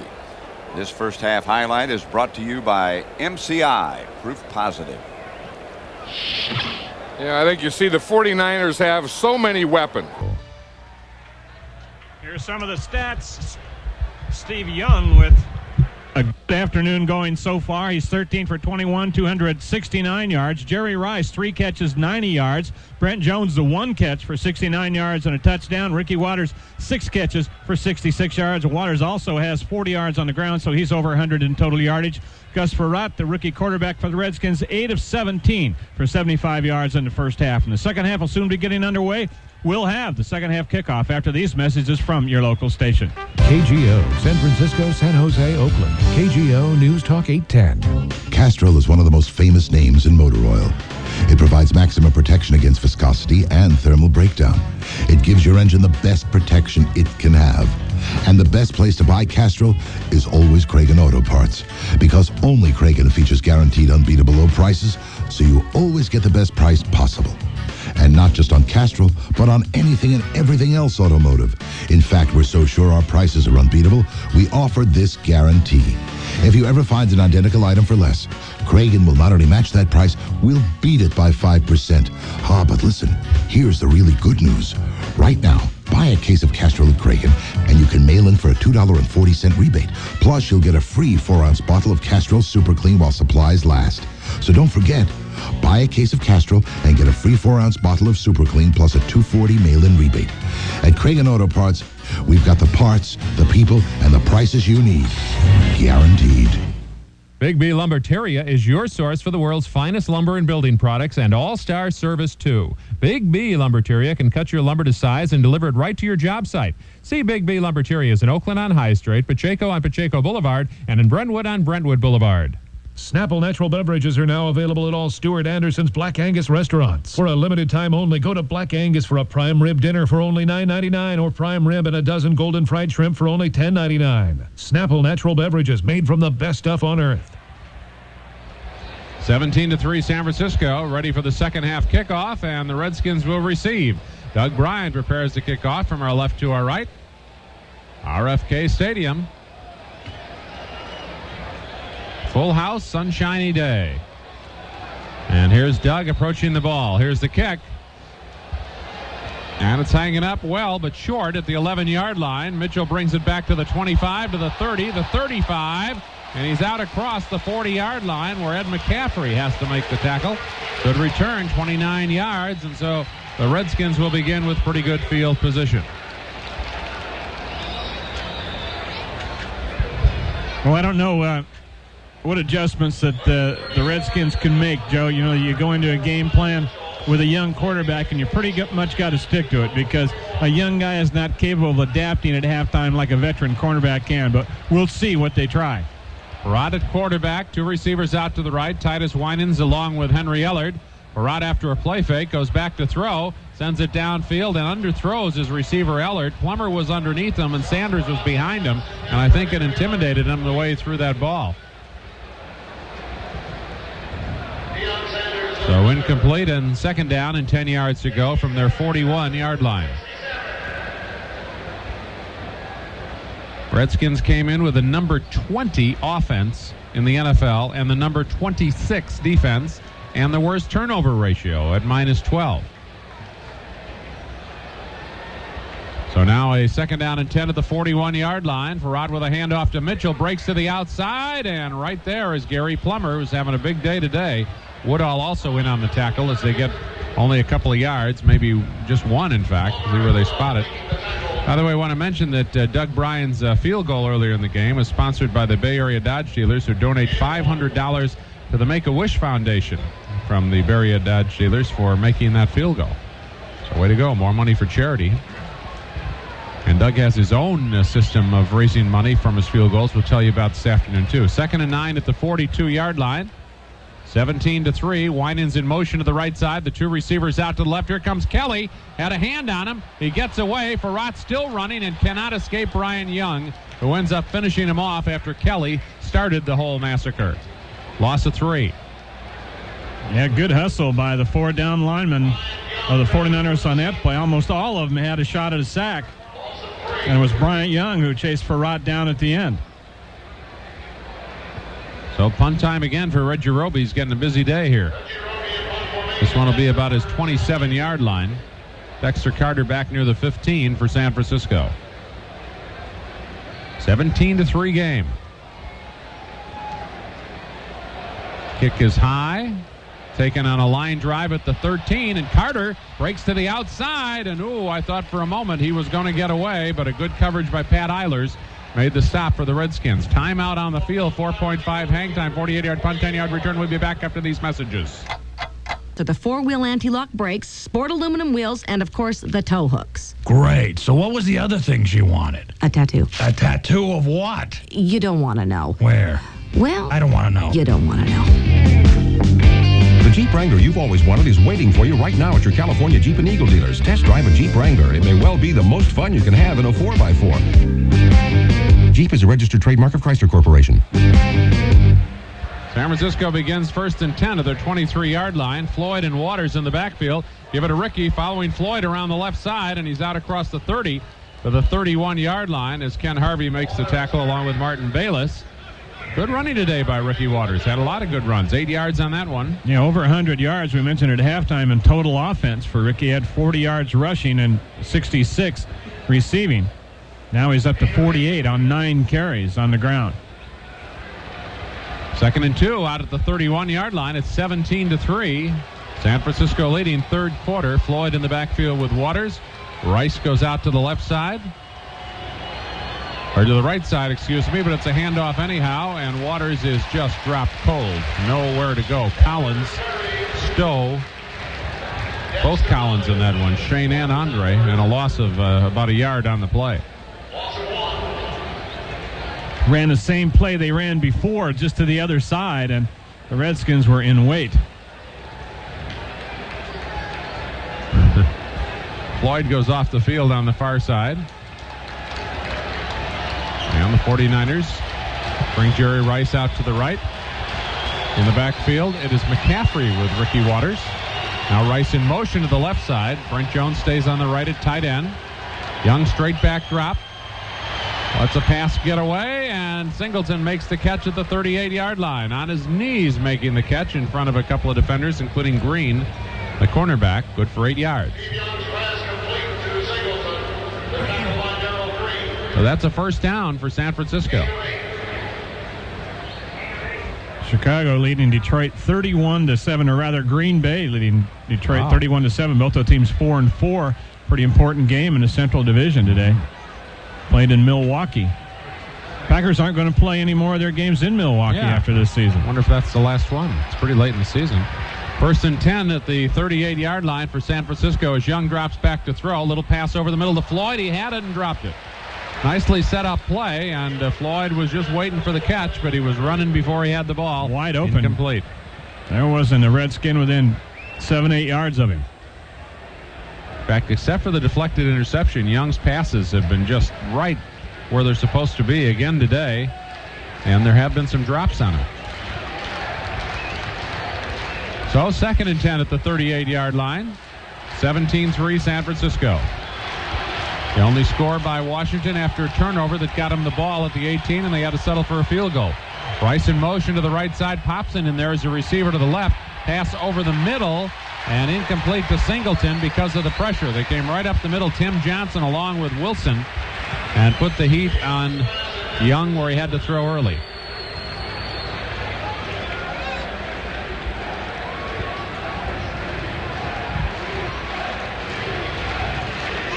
Bobby Wilson could be a pretty good ball player. He's the #1 pick out of Michigan State in '91, had a great rookie year, then developed back trouble, and is really just sort of working his way back now. 3rd and 10, 38-yard line. Redskin fans making lots of noise for the defense to do their job. Singleton wide right. Young to throw. In trouble. They got him. That's their first sack of the day, and it was done by Ken Harvey. He now has 9.5 on the year, 3-yard loss. I think he was lined up on the right side that time, the right defensive side, against Steve Wallace. And he took an inside rush after an outside start to get back in the pocket on Young. So San Francisco will punt on 4th and 13 from their 35. Wilmsmeyer is back at the 20, and Ryan Mitchell at the other 20 for Washington. No pressure at all. Good high kick, but a little short. Mitchell able to come up and take it at the 30. Beats the first tackler, breaks to the outside, And amazingly enough, the man that missed him the first time came back and got him, Antonio Goss. 35-yard punt, 3-yard return, 3.6 hang time, timeout. 17-3 San Francisco. Back after this. Tons of great food that just happens to be located in your neighborhood Safeway store. So now you can relax a little bit, enjoy the game, and achieve more of your life's goals, because Safeway's already done dinner for you. For a real deli experience, nobody does it better than Safeway. Redskins begin at their own 32-yard line, 1st and 10, and they trail San Francisco 17-3. We're about 3.5 minutes into the third quarter. And Farrat with a handoff to Ricky Irvins, who goes up the middle. He was slowed down by Dennis Brown and then finished off by Stubblefield, 2-yard gain. It's almost impossible to recognize Dennis Brown anymore. He just isn't big enough. I was thinking the same thing as he got up after that play. What a change in his physique. 2nd and 8, 34-yard line for Washington. 2 receivers out to the right. Ellard out there. Titus Winans. Receiver to the left side as well. That's Desmond Howard, who's all but been extinct today. And a pass over the middle to Winans, who definitely is not. Makes a nice catch at the 49-yard line, going up between Hanks and McDonald to make the catch. And they're out to midfield with a first down. 16 yards. Winans is a rookie from Fresno State, drafted on the 3rd round. Didn't get a lot of notice at Fresno State because Jim Sweeney always has 5 or 6 receivers down there. They play an equal amount of time, and they pass the ball around a lot. But he looks like he could be a good one. Good moves. Just looks like he's the kind of guy that can handle it in the traffic zones and hang on to the ball. 1st and 10 at the 50. And a play fake as Farrat rolls to the right side. Wants to throw deep, instead comes back short, looking for his tight end, James Jenkins. Good coverage, incomplete. Woodall made sure he didn't catch it. Yeah, the posse's been disbanded. No more Sanders, no more Clark, no more Monk, among others here. I mean, you think all the guys that left, Rippon, Charles Mann, Joe Jacoby, Brad Edwards, Pettibone. There are no Hogs left anymore. That's right. Well, and there's Tex at dinner, but outside of that. So we have a 2nd and 10 at the 50-yard line, 17-3. 2 men out to the right side, 1 to the left side as Farrat goes back to throw and goes to the sidelines, and a nice leaping catch by Henry Ellard. What a pro this guy is. Looked like that ball was surely out of bounds, and he kept his feet in, stretched out, reached for the ball, made the catch, first down, 12-yard pass play. Davis, no way could stop that play. Pretty good throw because it was away from the defender where only Ellard could get to it. And got there in a hurry. So Washington is in 49er territory down to the 38-yard line. They trail 17-3, but they get a touchdown on this drive, and this game changes drastically, and you get the crowd into it big time, and that's a factor in this stadium. Brought on a draw to Irvins, who cuts to his right, starts to break upfield, and then is battered down as he crosses the 35 down to the 34-yard line by Tim McDonald. Got 5 yards on that one.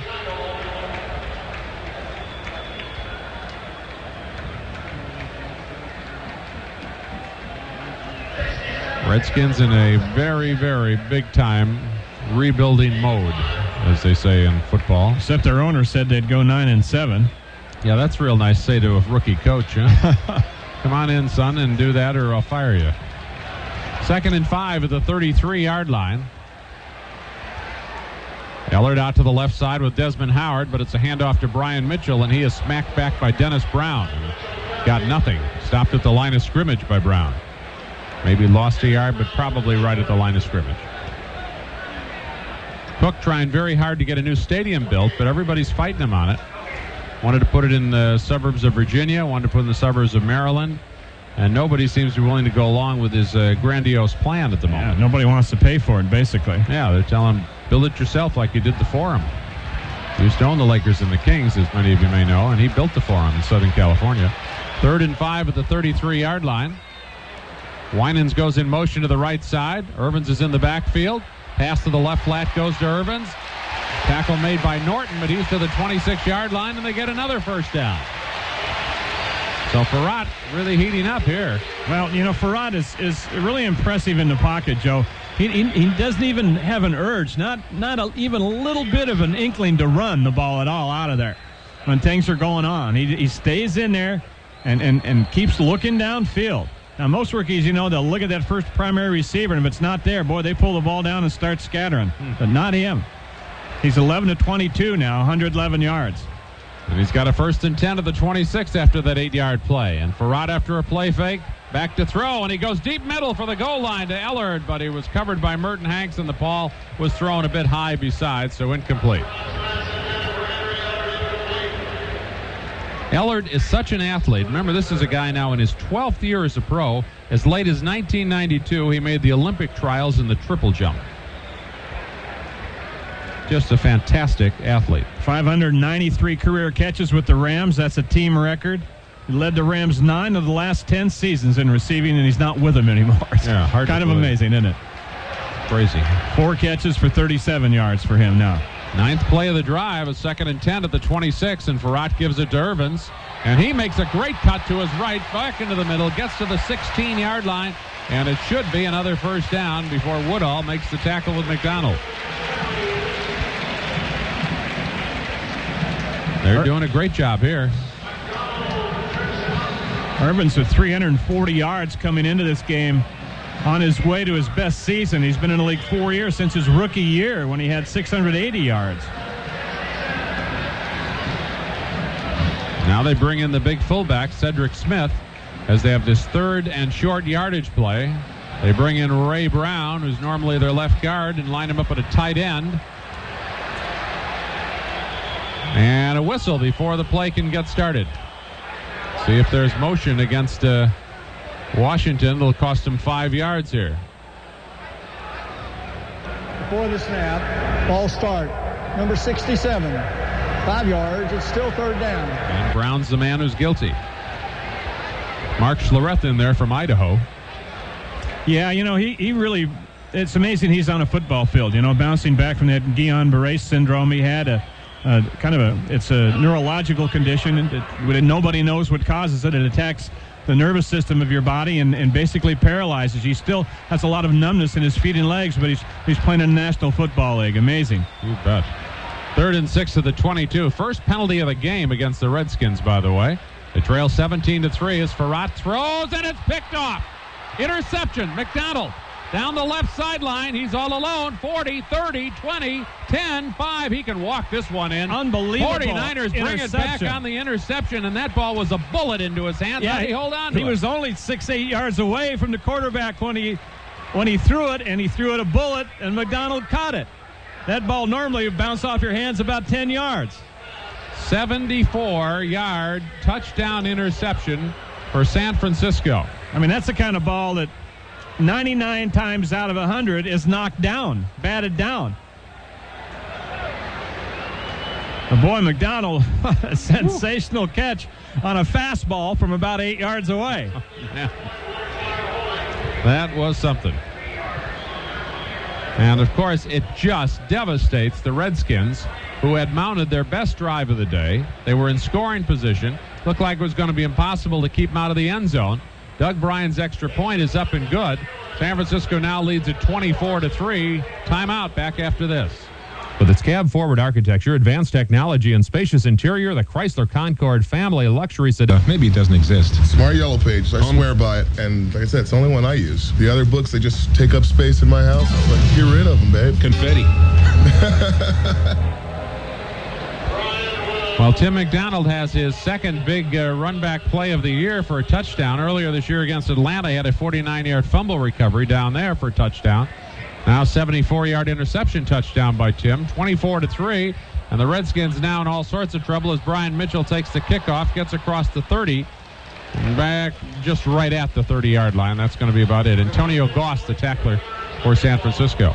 So there's another break in the action. Timeout on the field with the score 24-3 San Francisco. Back after this. Restaurant and Tavern Association.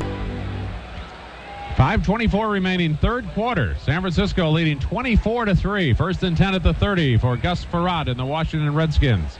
And Farad on a play fake. Throws down the left side, and it is caught by Ellard, and Sanders makes the tackle at the 47-yard line of San Francisco. Let's pause 10 seconds for station identification on the San Francisco 49ers radio network. Northbound 17, heavy up to Highway 85. Bay Area's best traffic coverage during the KGO Morning News, 5 till 9, weekdays on KGO, San Francisco, Oakland, San Jose. 23-yard pass play. Redskins, unbelievably, winless at home this year. 0-5 and 2-7 on the year. Jenkins in motion to the right side. Irvin's in the backfield. Barat throws deep middle, and it's past the intended receiver, Winans. Merton Hanks, the closest man to the ball. Incomplete. Stubblefield, also good pressure on the quarterback at the other end. There's a scoreboard update for you. Chicago 6, Tampa Bay 3 in the third. Pittsburgh and Houston 6-all there in the third. And Atlanta leads San Diego still 7-3. They are also in the third. Low-scoring games today with 2,000 business service centers nationwide. Mailboxes, etc.'s quality shows and photocopying, clean and crisp. Mailboxes, etc. copies from over 100 Bay Area locations. Perfect timing. 2nd and 10 at the 47-yard line. Jenkins in motion to the right. They give it Irvins. Follows Jenkins over the right side and is tripped up. Actually, while he's laying on the ground, Ricky Jackson reached out with his hand and made that tackle. And Dennis Brown finished him off.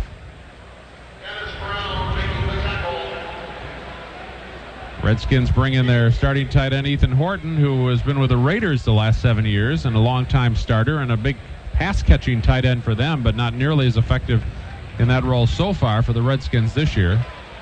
More emphasis than his lack of ability. They just haven't been throwing to him.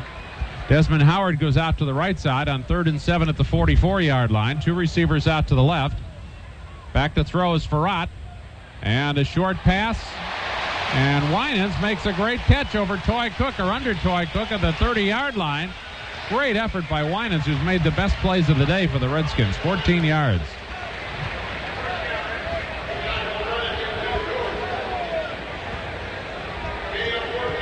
Had 2 touchdown receptions against the Eagles in September, and that's when they started really paying attention to him.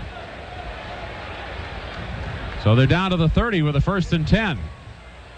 A big, long road back, 24-3. Rott with a handoff to Irvins, cuts to his left, and reaches the 26-yard line where he's hauled down. Merton Hanks, Toy Cook, and the first man to hit him had been Kenny Norton. That's a 4-yard gain. 3 minutes to go, third quarter. Really taking the crowd out of this game, because when their team is playing well, this place is fantastic. It shakes. It's like Mile High Stadium. They can get this place actually shaking on its foundation. Not likely to happen the way it's going at the moment. Ellard in motion to the right side. Farrat drops back to throw. Pass is complete to Ellard. Breaks the tackle and gets to the 11-yard line as he got away from Merton Hanks. And Dana Hall had to come up and save him from getting to the end zone. They'll have a 1st and 10 at the 11, a 15-yard pass to Ellard. Pretty good catch there, huh? Yeah, he's great. That thing was down around the knees, and Hanks was all over him at the time. Hanks couldn't believe Ellard caught the ball. He was down on one knee after Ellard caught it and was down, and Hanks kind of applauded politely for the catch by Ellard. 1st and 10 at the 11.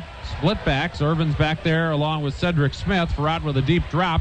Quick drills a pass to the left sideline looking for Irvins. Merton Hanks had him well covered at the 6, so it's an incomplete pass. I want to remind you that it is Election Day Tuesday, and you would do yourself and your fellow neighbors and your countrymen, everybody else, a big favor. Vote. Please vote. You really feel it in Washington, D.C. when you look at the history around here and how important it is. And we see all the totals of people going to vote at a percentage of 30% and 40%. And then you see lines of people in countries that finally get to vote where they wait for hours to do it. So take advantage of the opportunity, please. Ball remains at the 11-yard line. 2nd and 10 at the 11 as Farrat goes back to throw. And for the end zone, a diving catch but incomplete. For just a moment, it looked like Ethan Horton might have been able to hang on to the ball, keep it inbounds. Dana Hall on the coverage. Hall couldn't have been any closer to him. Horton had the ball fall out of his hands and maybe even out of bounds. Pretty close. Yeah, I think even had he held on to the ball would have come down out of bounds, out of the end zone, and it would not have been ruled a catch because it would have been the first thing that touched. So now they face a 3rd down and 10 at the 11-yard line. Their only score, a field goal after they got a turnover at the 18 of San Francisco. 2 receivers out to the left side. Farrat drops back to throw. Looks around, finally gets it away, and it's not going to get him anywhere. Irvins makes the catch at the 6. Ricky Jackson tackles him immediately, and the Redskins, who are down 24-3, are going to settle for a field goal try with only 2 minutes to go in the third quarter. Wow. Surprises me. Seems to me you got to go for a broke from now on. They're down by 3 touchdowns. So they're still going to need 3 scores after this. So a field goal try of 23 yards by Lohmiller. Had 3 last week against the Eagles. Kick is up, and it's good, but it's only 24-6 now with 1:13 to go in the third quarter, and we'll be back after these messages. Lavelle back at the goal line for San Francisco. 49ers leading 24-6. And next week, Big D, little A, double Del, A-S is in San Francisco. Here's the kickoff. And Carter waits for it at the 4-yard line, comes up to the 10, cuts to his right to the 20, gets to the 25 to the 30, 35 to the 40, 45, still in bounds at the 50, down the sideline to the 30, down to the 20, down to the 10, down to the 5, into the end zone. It's a touchdown for the 49ers. 97-yard touchdown run by Dexter Carter. And what a play. He walked a wire the last 30 yards down the sideline. Don't know how he stayed in. Yeah, I was trying to watch that closely. He was so close to the edge. But he made it the distance. 97-yard touchdown return. My. Talk about a big play day for San Francisco.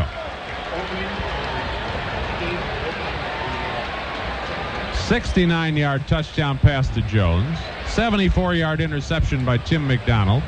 And now 97 yards by Dexter Carter. And good hustle from William Floyd, who was down there alongside of him, trying to shield him from the oncoming Redskins.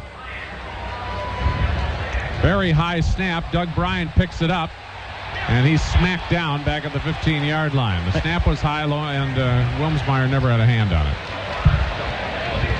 Tackle by Tom Carter. Breaking the action here at RFK Stadium, and the 49ers with a 30-6 lead. We'll be right back. San Francisco 49er football is sponsored in part by Southwest Airlines. Flying the low-fare airline is just plain smart. By Farmers Insurance Group. Call your local Farmers Insurance agent for your free Farmers-friendly review. By Health Rider, the total body fitness machine. By your Bay Area Chrysler Plymouth dealers. And by Lifeguard, the group health plan that treats you like an individual. At Lifeguard, your health is our business.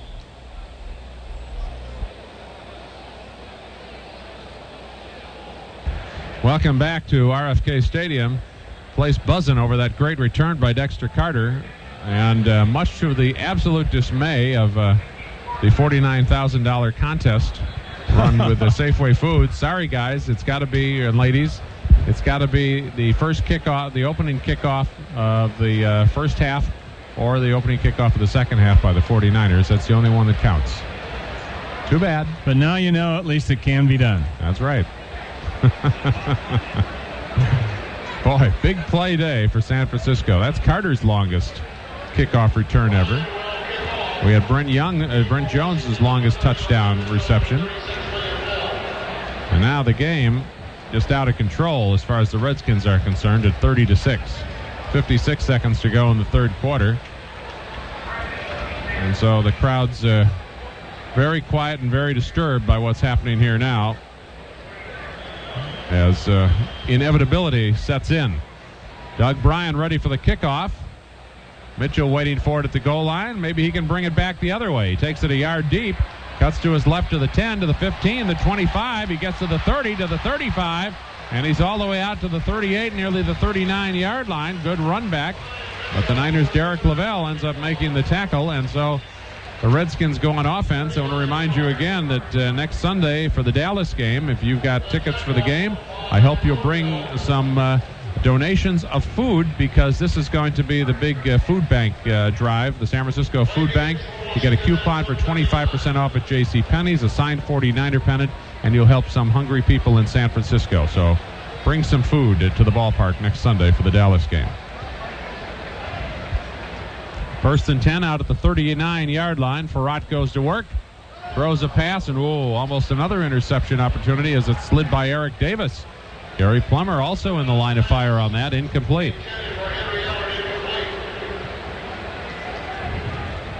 Funny how a game can turn so quickly. Who knows whether it would really made a difference, but just before McDonald's play, the Redskins were on the march. The game was only 17-3. They were in position to get a score, and it didn't happen. Man in motion at tight end to the right side, and the ball is fumbled, and who's got it? Gary Plummer may have it for San Francisco. He does. Farrat never got the snap from center. He fumbled during the exchange. And in the best terms of political Washington, it is now a landslide. At 30-6.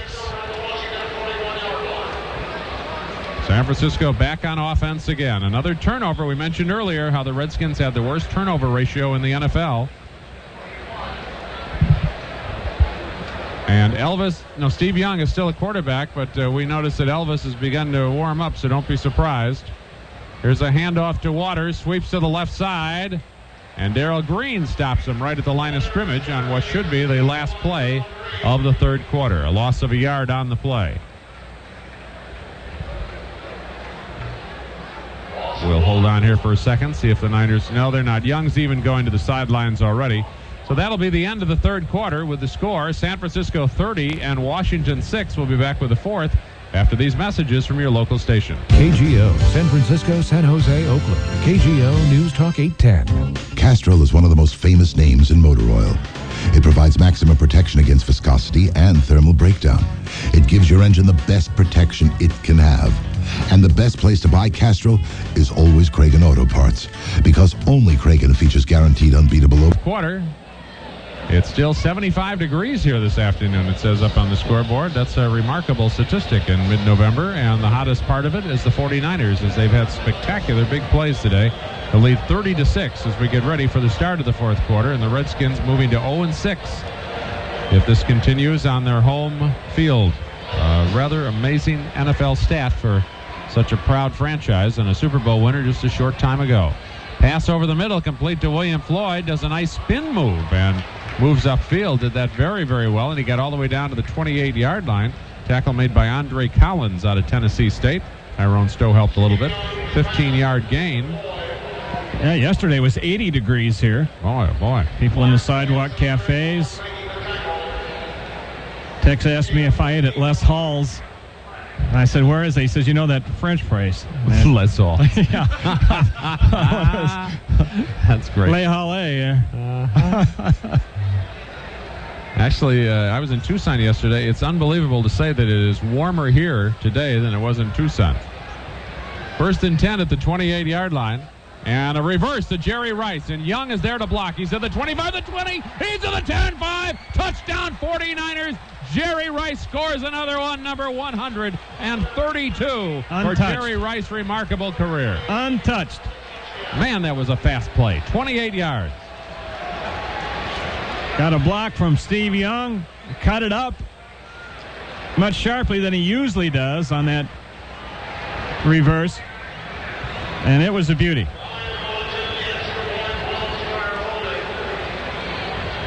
I got a hook slide from Steve Young. Yeah, Steve was blocking to the outside, and Jerry just went on inside. And all I could think of was watching Steve Young throw a block in a 30-6 game that might have done him some damage. That's the way he plays it. Doug Bryan for the extra point. High snap again. But this one, he gets up and back up. So timeout on the field. The score now 37-6 San Francisco. And the Smithsonian is now open for viewing for all Redskin fans. Hey, you know that girl... Four-wheel anti-lock brakes? Standard. I see you got the one with the V8. 220 horses. Oh, wow, this baby must fly. Yeah, it goes pretty good. Hey, you know that girl you're with? You like Carl so much, you go home with him. Hey, I didn't know my car could do that. That Stella can drive, man. Jeep Grand Cherokee, the first vehicle of its kind with driver's side airbag, standard four-wheel anti-lock brakes, and an available V8. See your California Jeep and Eagle dealers. Jeep is a registered trademark of Chrysler Corporation. Always wear your seatbelt. the Jack Kent Cook Glee Club currently entertaining this afternoon at RFK Stadium, as we're going to have a re-kick, as there was a penalty against San Francisco. So now Doug will kick from the 15-yard line, so 25-yard extra point. Kick is up, and it is good, and so now it is officially 37-6 in favor of San Francisco here with 14:08 to go in the fourth quarter. And so much for looking by the Redskins from what we've seen here today. Oh, my. Yeah, we talked a little bit about that in the pregame, where people were saying, you know, the 49ers will maybe looking past Washington to the game against Dallas next week. That's just not the case with any football team anywhere ever. You're brought up as a football player. You're playing a game this week. You've been doing it since you're in junior high school. It's the game this week. You got another game next week. Sometimes you don't even know what it is. I'm sure they all aware that's Dallas. You know, they know that. But you play this game, and then you go on to the next. It's just the way it is. Yeah, that's the way it should be. Reminder again for the alums listening today, the 49er Annual Alumni Day is Sunday, November 20th. That's the Ram game, that 5 o'clock game against the Rams. And so the 49ers want you and a guest to be their guests. They'll have all sorts of goodies for you, a fancy brunch buffet, tickets to the game, introduce you to the crowd. So I hope you'll be part of it. Call R.C. Owens or just talk to the staff at 49er headquarters, 408-562-4949. They'd love to see you out there in a couple of weeks, and all the fans would too. Doug Bryan ready to kick off. Brian Mitchell back at the goal line to our left. And here's the kick. It's a line drive kick, and it's bouncing dead at about the 13-yard line. Picked up on the bounce and run back by Bell. Mitchell. And he's grabbed again by Mitchell, his third special team tackle of the day as the Redskins go on offense. That was a big hit. You know, I see number 76 going out there on offense, and I keep thinking, how can anybody take Joe Jacoby's number so soon? Yeah, I mean, come on. Yeah. That just makes no sense. Ed Simmons out of Eastern Washington wears Joe Jacoby's number. So the ball at the 30-yard line for the Redskins. We're 1 minute into the fourth quarter, and John Freeze out of the University of Idaho is now in at quarterback for the Redskins. The game is no longer an issue. Freeze with a little short pass over the middle. The ball is fumbled. That's a live ball, and it looks like the Redskins got it back. Raleigh McKenzie came up with the ball after Smith had fumbled the ball after getting hit. So Washington almost gave up another turnover as McDonald and Hanks did the hitting. You know, John Freeze at San Diego for several years came here, you know, figured to be the number one quarterback while they groomed Heath Schuler. But now with two young quarterbacks here, look for John Freeze next year to be with one of the expansion teams. And starting. And I think he deserves a crack at really starting. Here's Charles Mann with the sack on Freeze. And listen, like crowd now. I think you'll see a response as they list his name, listen to the cheers.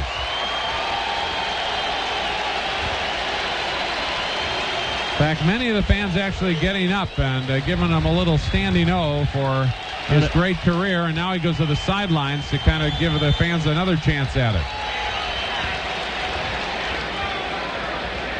Farrat leaves the game 15-32 for 168 yards.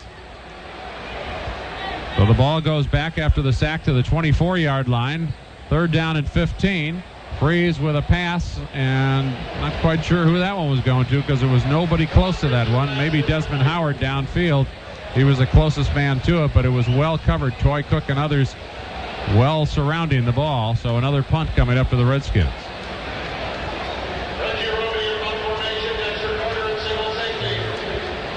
So Reggie Roby will kick from about his 13-yard line. Redskins get a bye next week, and then after that they play Dallas. Dexter Carter coming off of a spectacular touchdown return, a kickoff return of 96 yards a moment ago as the punt returner. Roby hits a line drive. Carter to the near sideline at the 25. And a good tackle, nailing him right flat at the 28-yard line before he could get started at all as the tackle's made by A.J. Johnson. So there's a timeout on the field with a score 37-6. San Francisco will be back. Call Great Western Bank anytime you want. you'll save money, too. Great Western will give you a regular checking account with no monthly service charges as long as you have direct deposit. Ask your employer about it or call us at 1-800-GW-ASK-US. That's 1-800-GW-ASK-US. Check it out, and you can go fishing. 49ers will be back home next week to play the Dallas Cowboys in a fairly substantial NFL game. That'll be a 1 o'clock Pacific Standard Time kickoff, and pre-games begin on various stations as early as 11 a.m. First and 10 at the 29-yard line, and over the right side, Derek Lavelle carries the ball for San Francisco as the Niners begin to go into the roster a little bit and give everybody a chance to play. Harry Boatswain's in there now. Dahlman's in there. So they're making some changes as well. The tight end is Popson and Gerback's at quarterback. Stowe made the tackle. 3-yard gain. 12 minutes to play. 37-6 in favor of San Francisco. Turnovers, a big, big story in this game. Turnovers and special teams. So Elvis winds it up with Singleton to the right side. Play fake. Pass in the right flat to Floyd. Makes a nice cut. Gets a little extra yardage after he makes the cut and gets upfield a little further before Collins pulls him down with help from Tyrone Stowe. 4 more yards on that play. Steve Young left the game 15-25, 292 yards. Over on the sideline now with his hat on, cooling it. Now, he had that spectacular first half pace that would have been unbelievable if it had been a competitive game and he had to stay in there. 240 yards at halftime. 3rd and 3 at the 36-yard line. 11 minutes to go. 49ers ball. Gerback at quarterback. McCaffrey a receiver along with Singleton to the left side. And the whistle blows to stop the play before it gets started. Well, all the old guys around the country feeling pretty good today, I'm sure, after George Foreman's win. Before the snap, ball start. Is that a story? Number 65 of the offense. It'll really be a story as if he ends up fighting Larry Holmes for the title, which could happen. Holmes fights McCall, Oliver McCall. My goodness, that'll be something else.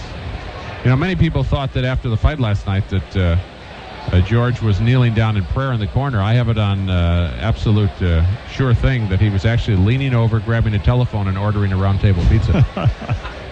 You've gotten a lot of plugs in today. You know that? 3rd and 8 at the shameless. 3rd and 8 at the 31-yard line. Gerback to throw, goes to the sideline. Floyd makes the catch, hit by Green, and he'll be a little bit short of the first down by about a yard. 7-yard gain on that play. George Foreman's theme song is, of course, Cheeseburger in Paradise. So it's 4th down and 1 yard to go, and San Francisco will punt the ball with this very comfortable coasting home lead of 37-6.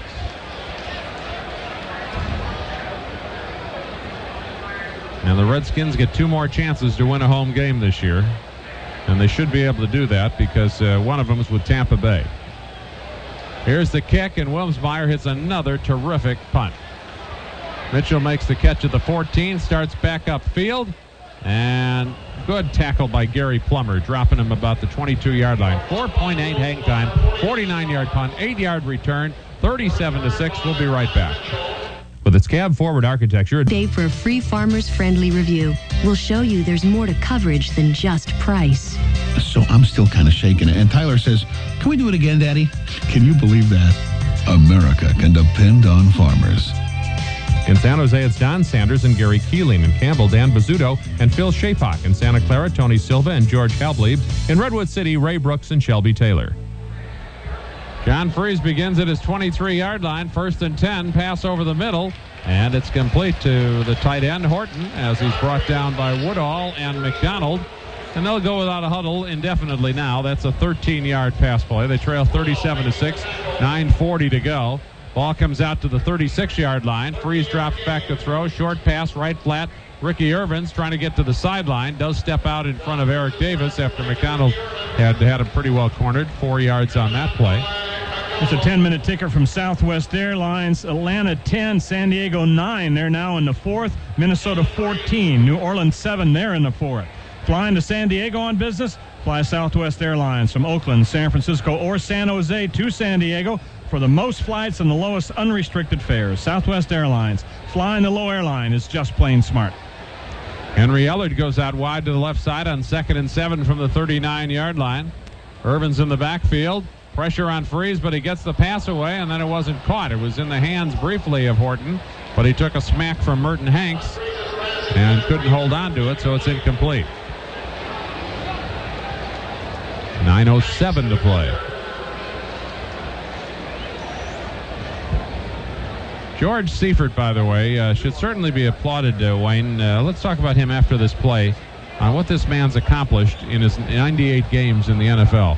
4 of 14 on 3rd down by the Redskins as they come up now. Freeze trying to change the play. Desmond Howard goes out to the left. Titus Winans is a wing on the left side. Ellard to the right. Irvin's in the backfield. Freeze straight back drop. Pass deep middle and caught as they get it out to the 43-yard line of San Francisco. Davis makes the tackle, but there's a flag on the play. You know, George has won 74 games already, Wayne. Yeah. Nobody in history ever won 74 games in less than 100. And, in fact, 73 in 100 is the all-time best until George came Number along. 25 of the defense. Penalty is declined. First down. Penalty against Davis declined because it's an 18-yard pass play. He got to 50 faster than anyone. 75 certainly, and 100 probably assuredly. And yet he's probably the least acknowledged successful coach in the NFL in those kind of terms. You just don't hear the stories about him and the success rate. Here's Freeze way down the right sideline, throwing the bomb and intercepted by Davis. He picked it off in front of Titus Winans at the 3, and that was a great interception. Been a great play either way. If Winans would have caught it, great catch. But Davis came up with it. Number 71 of the defense. 15 yards. First down. Charles Mann called for roughing the passer. Is going to negate what was really a beautiful play. Charles shakes hands with Freeze, says nothing personal.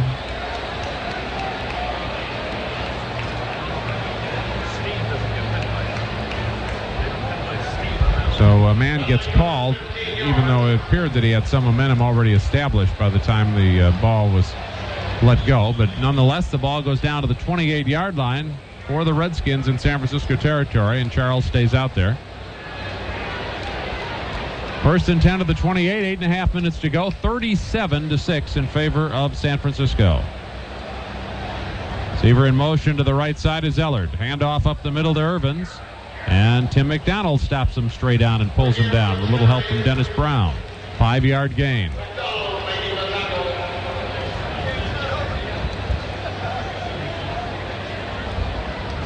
Freeze brings the team up quickly. 2nd down and 5. Back to throw. Pass on the left flat. Gets it to Irvins. And he's kept in bounds by Woodall, who makes the tackle as they get the first down.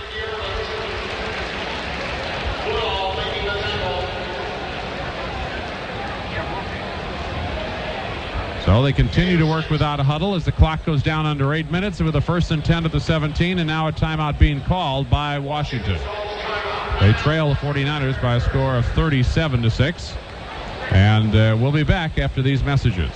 There are proposed Southwest Airlines. The parts, the people, and the prices you need. Guaranteed. Redskins trying to get a few consolation scores here. 1st and 10 of the 17-yard line with 8 minutes to go, but they trail 37-6. John Freeze at quarterback, drops back to throw, backside pressure, gets the ball away nonetheless to Brian Mitchell, and he gets down to the 11-yard line. Tim McDonald on the tackle for San Francisco. 6-yard gain. They continue to go without a huddle. And the Niners continue to be unbeaten in their throwback uniforms of 1955. They may never take him off again. Brian Mitchell with another handoff. Cuts to his right. Gets to the 4-yard line. Tackled by Woodall. And also Dana Hall. And, yeah, it's 1st and goal. 7 yards.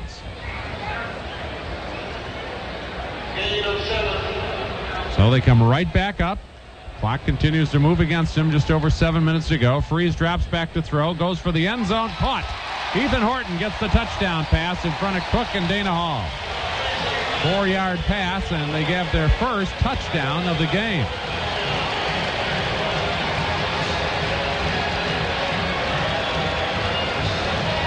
So So Ethan Horton gets the score. And on the season, that is his third touchdown catch to go with 11 catches entering the game.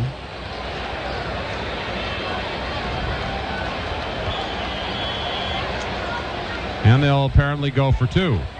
Why not?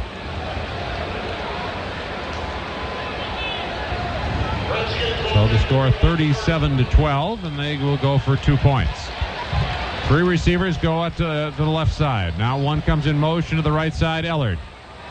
And a handoff up the middle, jumping into the end zone. Mitchell gets the 2 points. One right over the 49er line, and so the 2-point is good. And there's a break in the action here at RFK Stadium. This is the 49ers Radio Network. We'll be back in 30 seconds. San Francisco 49er football is sponsored in part by Great Western's family of companies. $37 billion in assets, 100 years strong. Great Western will always be there. By the Warehouse. For total entertainment, there's just one place. Where? The Warehouse. By your California Jeep and Eagle dealer. Test drive the legendary Jeep Wrangler today. There's only one California. There's only one Jeep. And by Chevron Gasolines with Techroline, a simple way to help take care of your car. Chevron, simply smarter.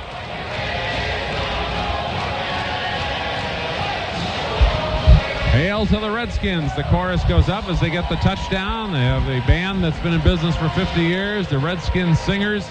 A lot of tradition in this city around this franchise for many, many years. Very successful. Great teams of the past, great teams of the present, really, with the Joe Gibbs era and the Super Bowl teams. This is not one of their finest hours. 37-14, 7:10 to go in the game.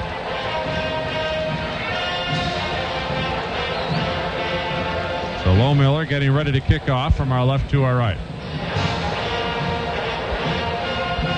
Dallas at home for San Francisco next week, and the following week the late afternoon game against the Rams before San Francisco goes to New Orleans. A trip that if we must make every year, somehow Wayne and I and Tex bear up under the burden. Let's see if was that Burden or Bourbon? Here's the kickoff, and it's taken by Carter at the 5, gets back to the 15, the 20, the 25, into the middle to the 30, the 35, and all the way out to the 38-yard line. There is a flag on the play. Daryl Morrison makes the tackle. Penalty flag thrown, so they'll probably bring it back Here to against run San back. Francisco. Holding. Number 33. 10 yards. First down. We've had fewer of those today, though, than in any game I can remember this year. 7 minutes exactly to play in the game. Let's check some scores here quickly. Looking down now, it's Chicago 20, Tampa Bay 6 in the fourth, Green Bay 31, Detroit 7 in the third, Indianapolis 21, Miami 12. They're in the fourth quarter. Mailboxes, etc. Business service centers offer the ultimate in service and professionalism. Stop by one of 100 in the Bay Area to find out why they say it's not what we do, it's how we do it. Oh, those frisky Colts. First and 10 at the 15-yard line for Elvis and the 49ers. In the backfield, it is Logan and Lavelle. And Lavelle over left guard, bursts out to the 20-yard line, grabbed from behind by Lamar Mills out of the University of Indiana, a rookie free agent. He got 5 yards, though, on that run.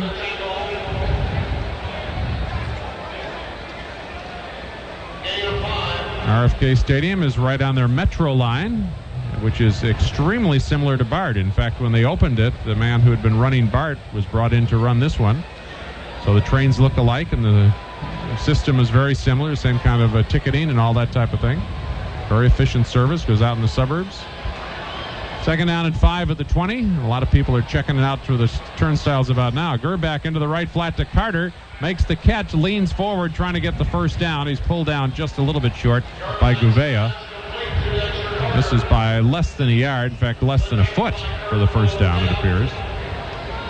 6 minutes to play. Yep, if you want to buy a vowel, Gouveia is the guy to see. Yes. The double jeopardy question of the day, though, is give us all the words to hail to the Redskins.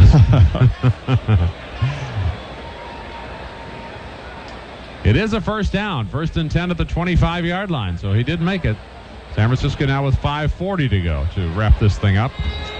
37-14 lead. Handoff to Logan over the right side, and he pushes his way out to the 35-yard line with a pretty good run.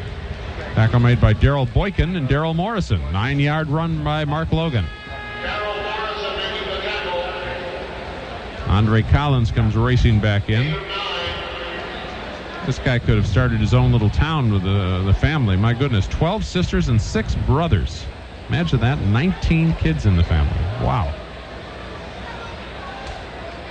Clock down to 5 minutes to go. 2nd and 1 at the 34-yard line. Singleton out to the right side. Handoff to Logan. He gets the first down, kind of tripping over the left side, but enough over Shane Collins to get out to the 36-yard line. Also Tyrone Stowe. 4:45 to go here. Be sure to listen to 49er Wrap-Up for the Lifeguard 49er Player of the Game. We'll also have the highlights, and boy, this was a highlight day for San Francisco. So many long plays.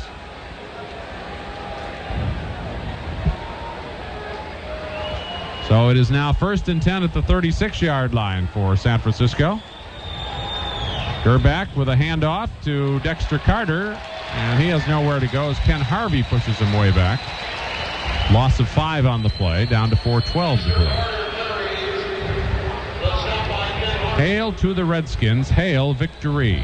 Braves on the warpath, fight on for old DC. Baby, baby.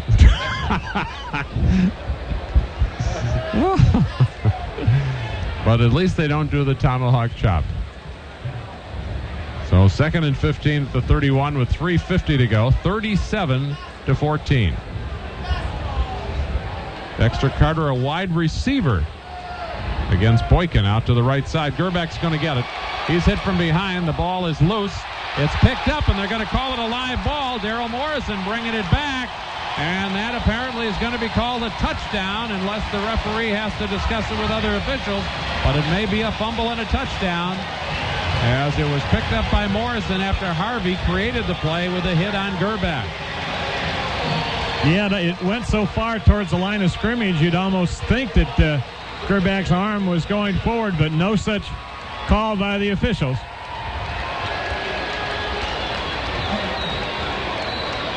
So Jack Kent Cook's team gets a little bit closer with 3:30 to go.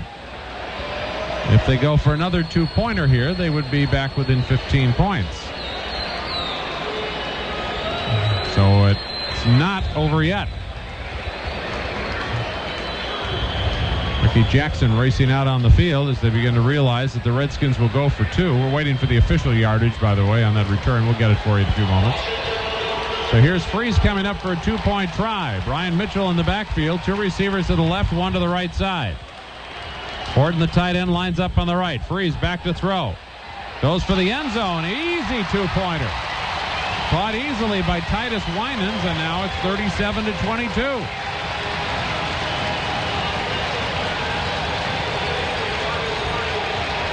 So how about that? What looked like just a piece of cake and just stroll home. You can bet for now, with 3.5 minutes to go, they got to go for the onside-er. Yeah, with the 2-point conversion rule in, it makes it so you can't go to the bank yet if you're a 49er. Coaches hate that too, you know. They even if you win the game. Oh, sure, you sit over there thinking right now of all the bad things that can happen. Right. when you're a coach. And you just don't like it. It isn't pretty. You've let it. A game that you have total control of just kind of gets sloppy, and it means your concentration dropped off and you weren't as sharp. And that's just not a thing that coaches like to see at all, no matter what the score ends up to be. So 3.5 minutes to go, and Chip Lohmiller now will line his team up for what almost certainly has to be an onside try, because they still need 2 scores, and they got to get the double extra points too. But a little sparkle back in the game, and some of the people who are heading for the exits grab an empty seat and sit down for a few minutes.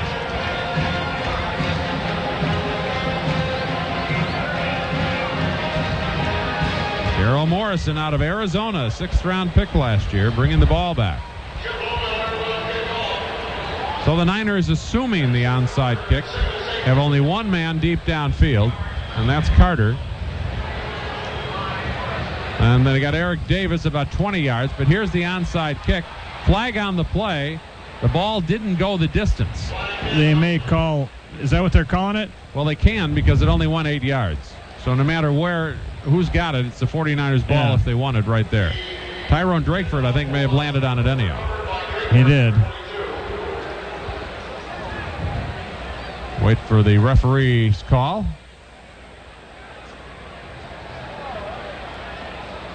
That's what Offside. Yeah, the 49ers were too close to the ball when it was kicked. They've got to keep their distance from the ball. San Francisco recovered the ball. We have offsides on the receiving team. Well, then the Redskins clearly are going to want to kick it again. Because San Francisco did get the ball. There's no way they're going to decline the penalty.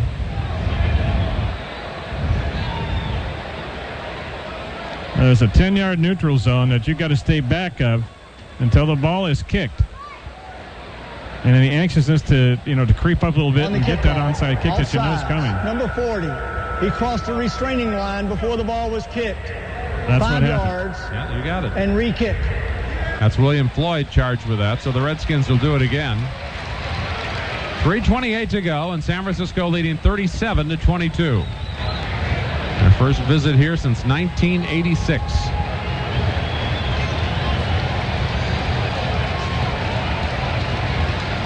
So that means the kick will come a little further upfield from the 35. That was the old rule, as you know. Pretty unique style, though. Did you like the Redskins onside kick? They all get in a big huddle behind the kicker, and then they all run at the ball together.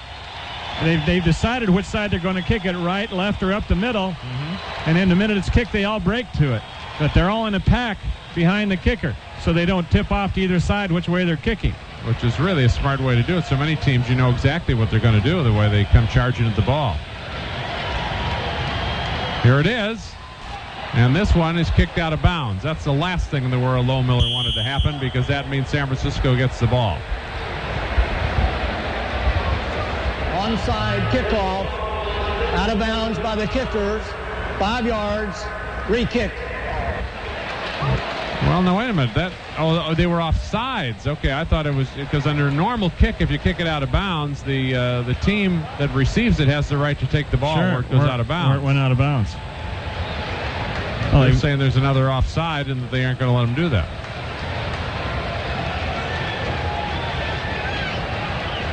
So the kicking game will continue a while longer. Well, they're back where they started from now. Yep. At the 30 after 2 penalties.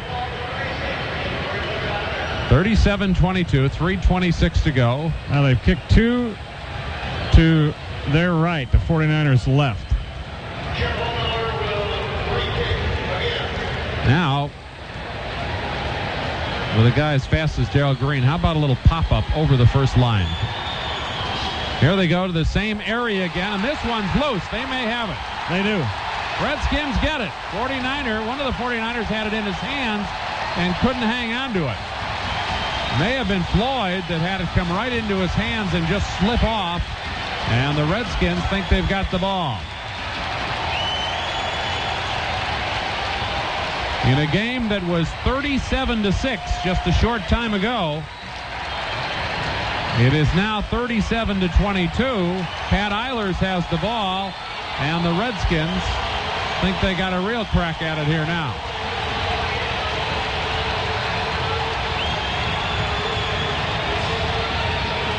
So the 49ers apparently had kind of gotten to that mental stage where they're already headed for the bus and the trip home, but the Redskins are not going to allow them to do that. Freeze 7 of 9 for 56 yards and a touchdown since he's been in. So Freeze lines it up. He keeps a tight end of the backfield, Horton. Back to throw, gets it over the middle. It is complete to Ricky Irvins, and he is brought down at the 45-yard line. He stays in bounds besides as Davis makes the tackle with McDonald. They have to go without a huddle with 3 minutes to play. There is no margin for any mistakes. 2nd down and 6 at the 45-yard line. Ricky Jackson right up on the line of scrimmage from the left side, and there's a flag on the play. Probably procedural against, yes it is, against the Redskins. Before the snap, false start. Number 63, 5 yards. It's still 2nd down. Raleigh McKenzie out of Tennessee in his 10th year. So the ball goes back to the 40-yard line. Clock stops with 2:55 to play.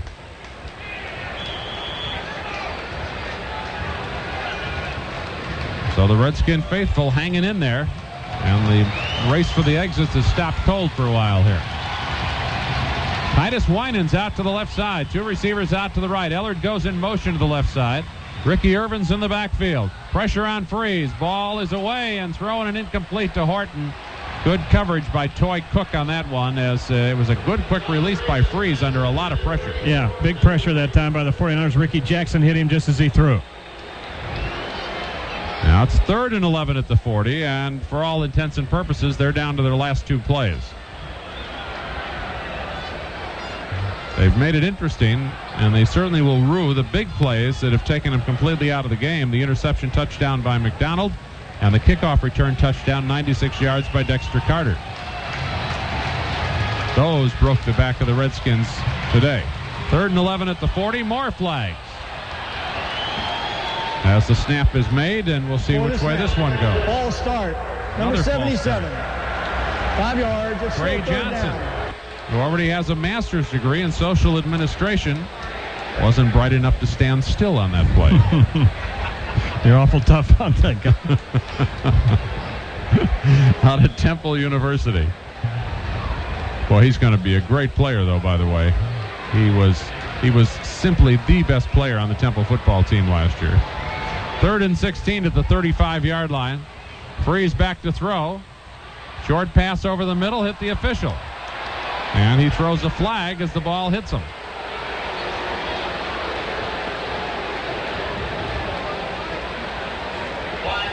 So we're into major garbage time right now. Tripping by the Redskins. Signal by the referee. First I thought he just wanted to go to the little boys' room. Tripping. Called it tripping. In the middle of the line. That penalty is declined. 4th and 16, but they can't possibly be sending in their punt team. No way. You must be kidding. 2:46 to go, down 37-22. And Reggie Roby is into punt. Even a fake is ludicrous. You should just be going for it. Here's the kick, and that's it. My, oh my. Carter gets out of the way. Ball gets to the goal line. They may have been able to stop it right there, and they're calling it back into the end zone. Touchback. Redskins think that's a terrible call. But none of that is really all that important with 2.5 minutes to go. The worst thing they did was just give up the ball, because San Francisco is just still in control. I mean, how are you going to get 2 scores in 2.5 minutes if you don't even have the ball? Redskins with 2 timeouts left. 65-yard punt, and from the angle that we had on it, it did not look like that ball went in the end zone. It didn't from up here. So San Francisco gets a break. The ball comes out to the 20, and they'll just try to hang on to the ball here for the closing couple of minutes. Nate Singleton, a receiver, out to the left side. McCaffrey out to the right. Gerback, the quarterback. Handoff to Logan. Sweeps to the right. Stowe makes the tackle. Clock keeps running out at the 22-yard line. 2-yard gain, and we'll pause 10 seconds for station identification. This is the San Francisco 49ers Radio Network. An unequaled Air Force of reporters. Jetcopter A-10 overhead. Bay Area's best traffic team. Weekday mornings 5 to 9 in the KGO Morning News from KGO, San Francisco, Oakland, San Jose. Okay, we're back at RFK Stadium, down to the final 2.5 minutes here. 37-22 game. Timeout category now. Just 1 left for the Redskins. 49ers have all 3, and they don't even need them at this point. This will be the 5th win in a row over Washington. 3 regular season and 2 playoffs. Logan picked up a couple yards on that first down carry, so the 49ers need 8 more for the first down, which would just effectively end the game.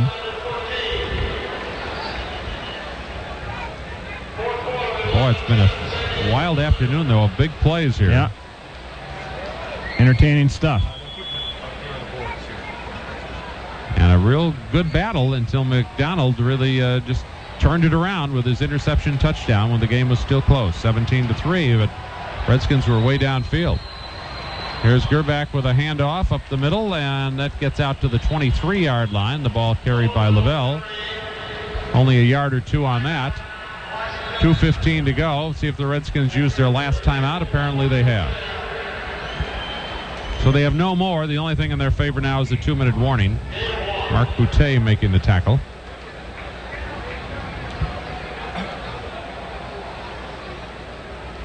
Washington's other home game remaining on the schedule is the New York Giants. Here's the final in. How about this? Final score after Indianapolis led the entire game. Miami wins it in the closing minutes, 22-21. And they did it apparently with a 2-point extra point from looking at it, because they had 14 points and suddenly they had 22. So I don't know how else you would get that. Yeah. That's pretty gutsy.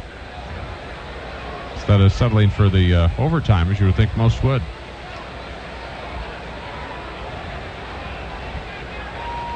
Third and 7 at the 23-yard line for San Francisco as the Redskins down to no more timeouts. Gerbach getting some last-minute instructions from the sideline.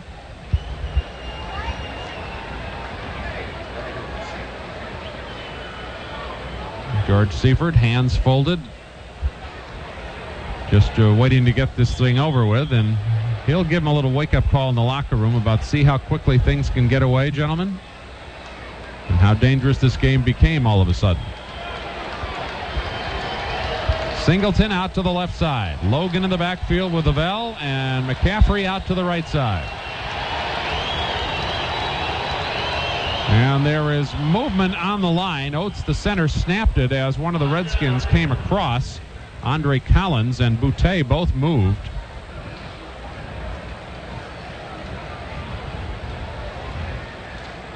So very sloppy finish to this game.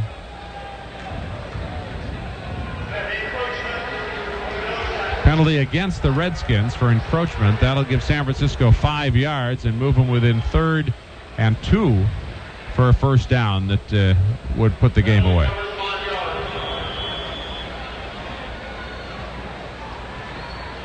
Third and 2 at the 28 with 2:20 to go. No timeouts left for Washington. 37-22. Caffrey out to the right side with Singleton. And the Redskins are spending most of the last 3 or 4 minutes constantly being offside. They just did it again. Gerbach took the snap, but it appeared that Mills was offside. Now he's claiming that he was drawn off. Maybe he's right. Redskins brought all 11 players up to the line of scrimmage that time. Center, jerk the ball. Number 66, false start. 5 yards. It was against San Francisco. Oates moved the ball. So the 5 yards they gained, they just lost again.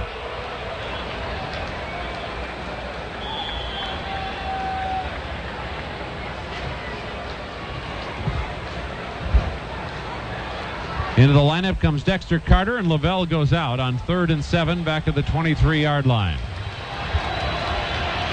Carter out to the left side with Singleton. Caffrey to the right. Gerbach gives it to Logan. Breaks to his left. He's to the 30, the 35, the 40, and he's out to the 45-yard line. First down, San Francisco.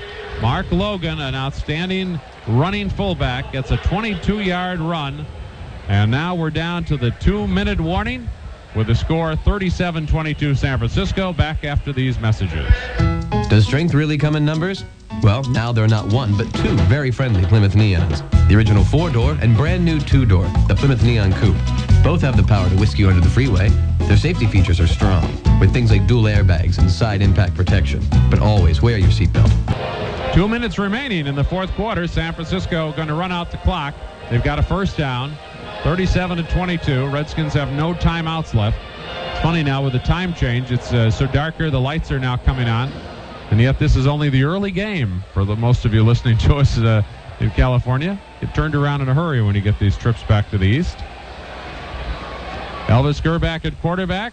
McCaffrey goes in motion to the right. Singleton to the left side. Hand off to Logan. Stopped in a hurry. Good quick tackle by Boykin. But there really isn't anything the Redskins can do to win this game anymore. Just have to watch the clock run out on them. We're down to 1:45 to go.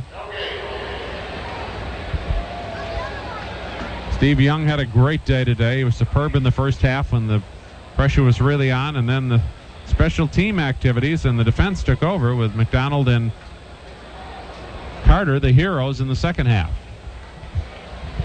A minute and a half to go in the game. Second down at the 45-yard line.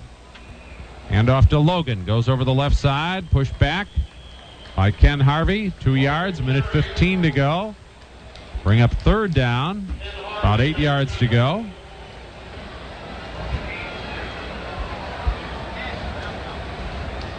So they'll use this snap clock as much as they can. It's still got 20 seconds to go. The game's got 55. So if they don't snap the ball until just about exactly the 41 or 42 second mark left, then that's it. Won't have to do it anymore. Singleton and McCaffrey to the left side. Handoff to Logan.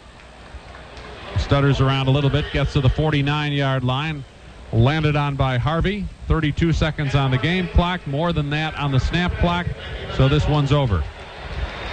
San Francisco gets themselves a victory here this afternoon over the Redskins in a really impressive game for about 3 quarters, and a little sloppy at the end, but the outcome really never seriously in doubt as San Francisco goes to 7-2. That's the end of today's game here at Robert F. Kennedy Stadium in Washington, D.C. We'll be back after these messages. 49er fans are already sensing this will be a big year, the mother of all football seasons. That means you'll be coming to the stick in your NFL Pro Line 49er Gold and Scarlet. The NFL Pro Line, the clothes of the pros, like jackets, caps, and sweats by Apex. Even 49ers workout wear and authentic Pro Line game jerseys. It's all at JCPenney, simply for sports. The 49ers will be counting on you, so grab your Apex NFL Pro Line sweats, caps, and jackets at JCPenney, simply for sports, and get yourself ready for another super season. Californians have a lot of important decisions to make this November. Before you vote, be sure you get the facts. Take Proposition 188. Who's backing it? A committee of California hotels, restaurants, and Philip Morris Incorporated. The 49ers are waiting for the Cowboys. We're live. We're in the house. We've got Brent Jones, who says he's the fastest man in the NFL. We got football wrap-up straight ahead. ABC.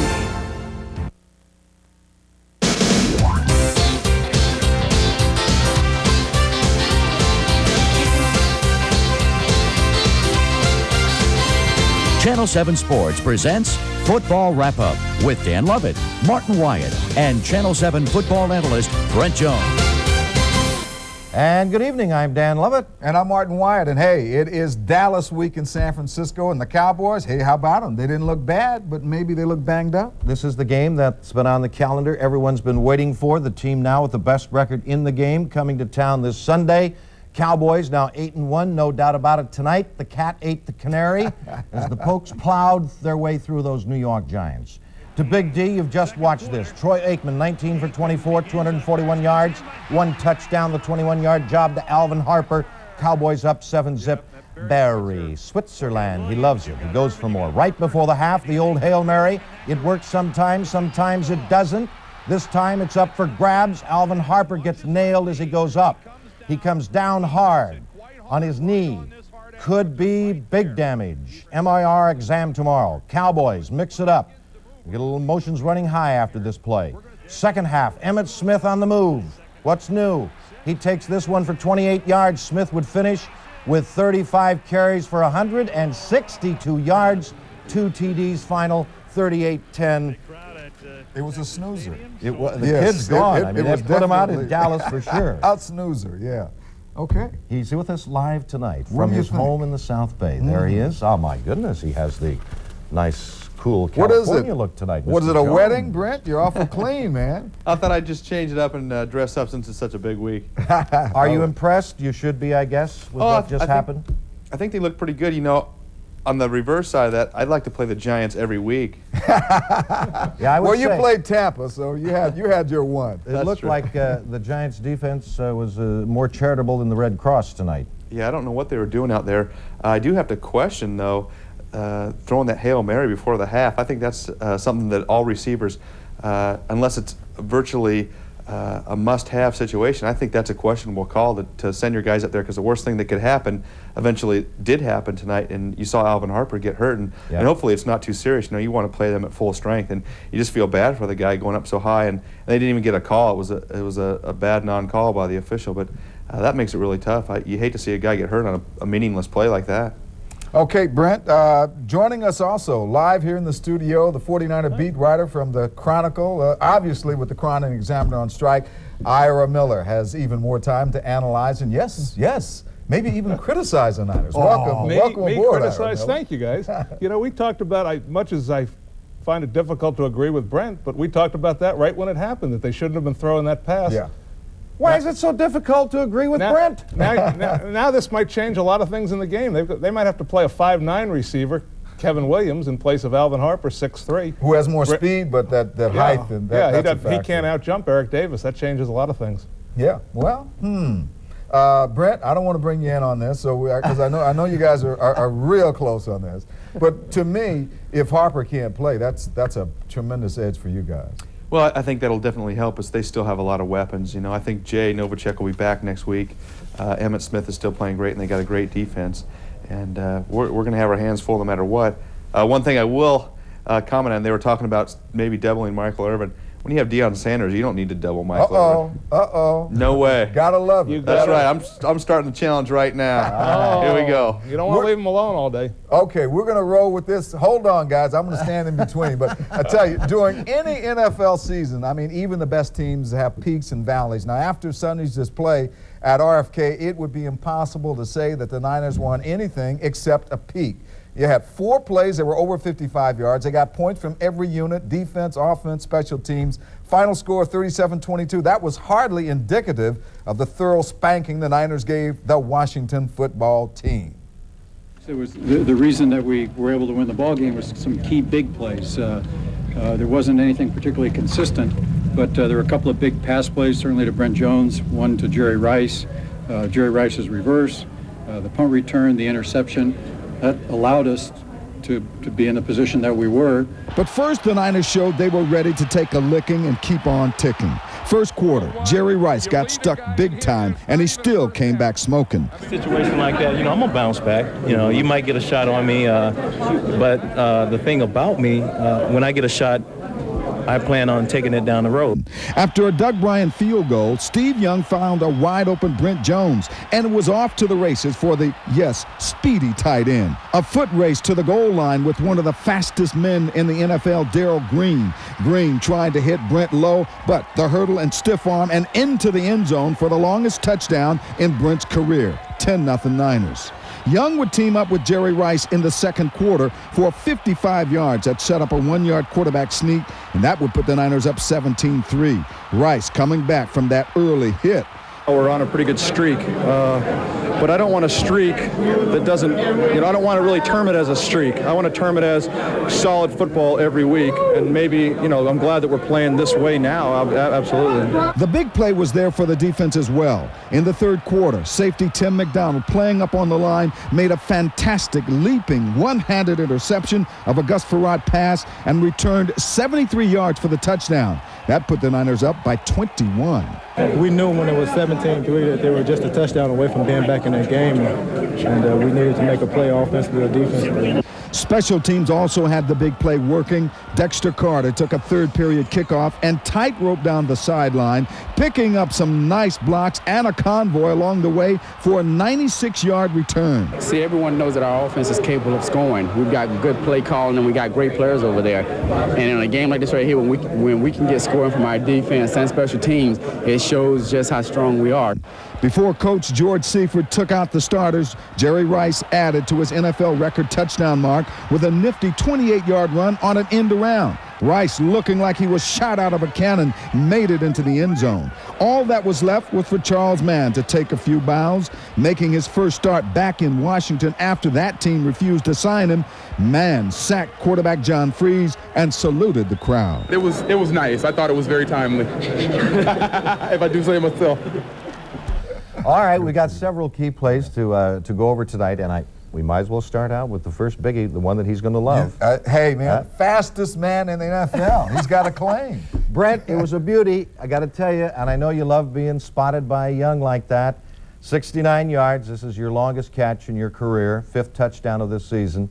Relive the moment. It felt great. And I think the first thing is people don't realize Steve hung in the pocket great and took quite a shot right here. You'll see him. He just got it right in the chest and 2 deep coverage down the middle. And I gave it that was about as fast as I can run, and gave Darryl Green there a little move that we call the limp leg. John Taylor's famous for it, and I've used it over the years, and it's worked great. Hugh McElhaney, man, that's a classic. Let that leg go limp, and I'm just taking off down the middle, and the linebacker's in zone coverage and doesn't run all the way, and just hung on to it. And switching the ball to the other hand. Switching nice the hand, move. give him a little stiff arm, and you see the leg just kick over right there. And see, that guy wrecked it for me. That tackled me 5 yards deep in the end zone.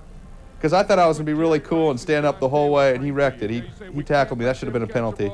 Darn guy. See, look at that. I'm already in the end zone. Then Were you tired, though, Brent? I was tired. I haven't, for a couple minutes I was pretty tired, and I was on the phone there talking to my coach, and he was checking to see if I was still alive. But I thought maybe you were calling Dana. Give me oxygen. I'll be home soon. Yeah, I took oxygen just because I knew I needed something. Great play, and congratulations on a career play, really. All right. Thanks, this game was, a big play bonanza, and the defense hardly was left out. Safety Tim McDonald, playing right up on the line most of the game, had, I think, the most spectacular play of the day. A remarkable, leaping, one-handed interception. And this guy's only 5 yards from the passer. How he intercepts this, I don't know. Yeah, Incredible. the ball is stuck in Timmy's hand, and he's just a tremendous athlete, and hasn't really gotten the credit from the fans, I don't think.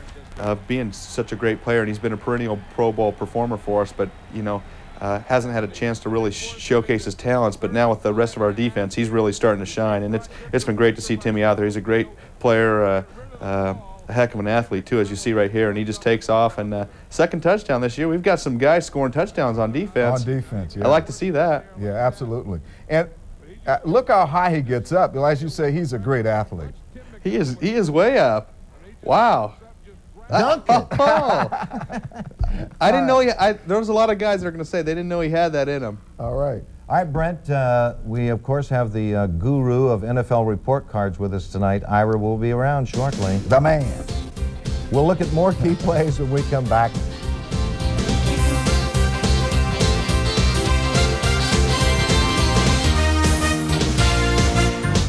Special teams also contributing to the big play day at RFK. Look at Dexter Carter, a piece of work, wasn't he?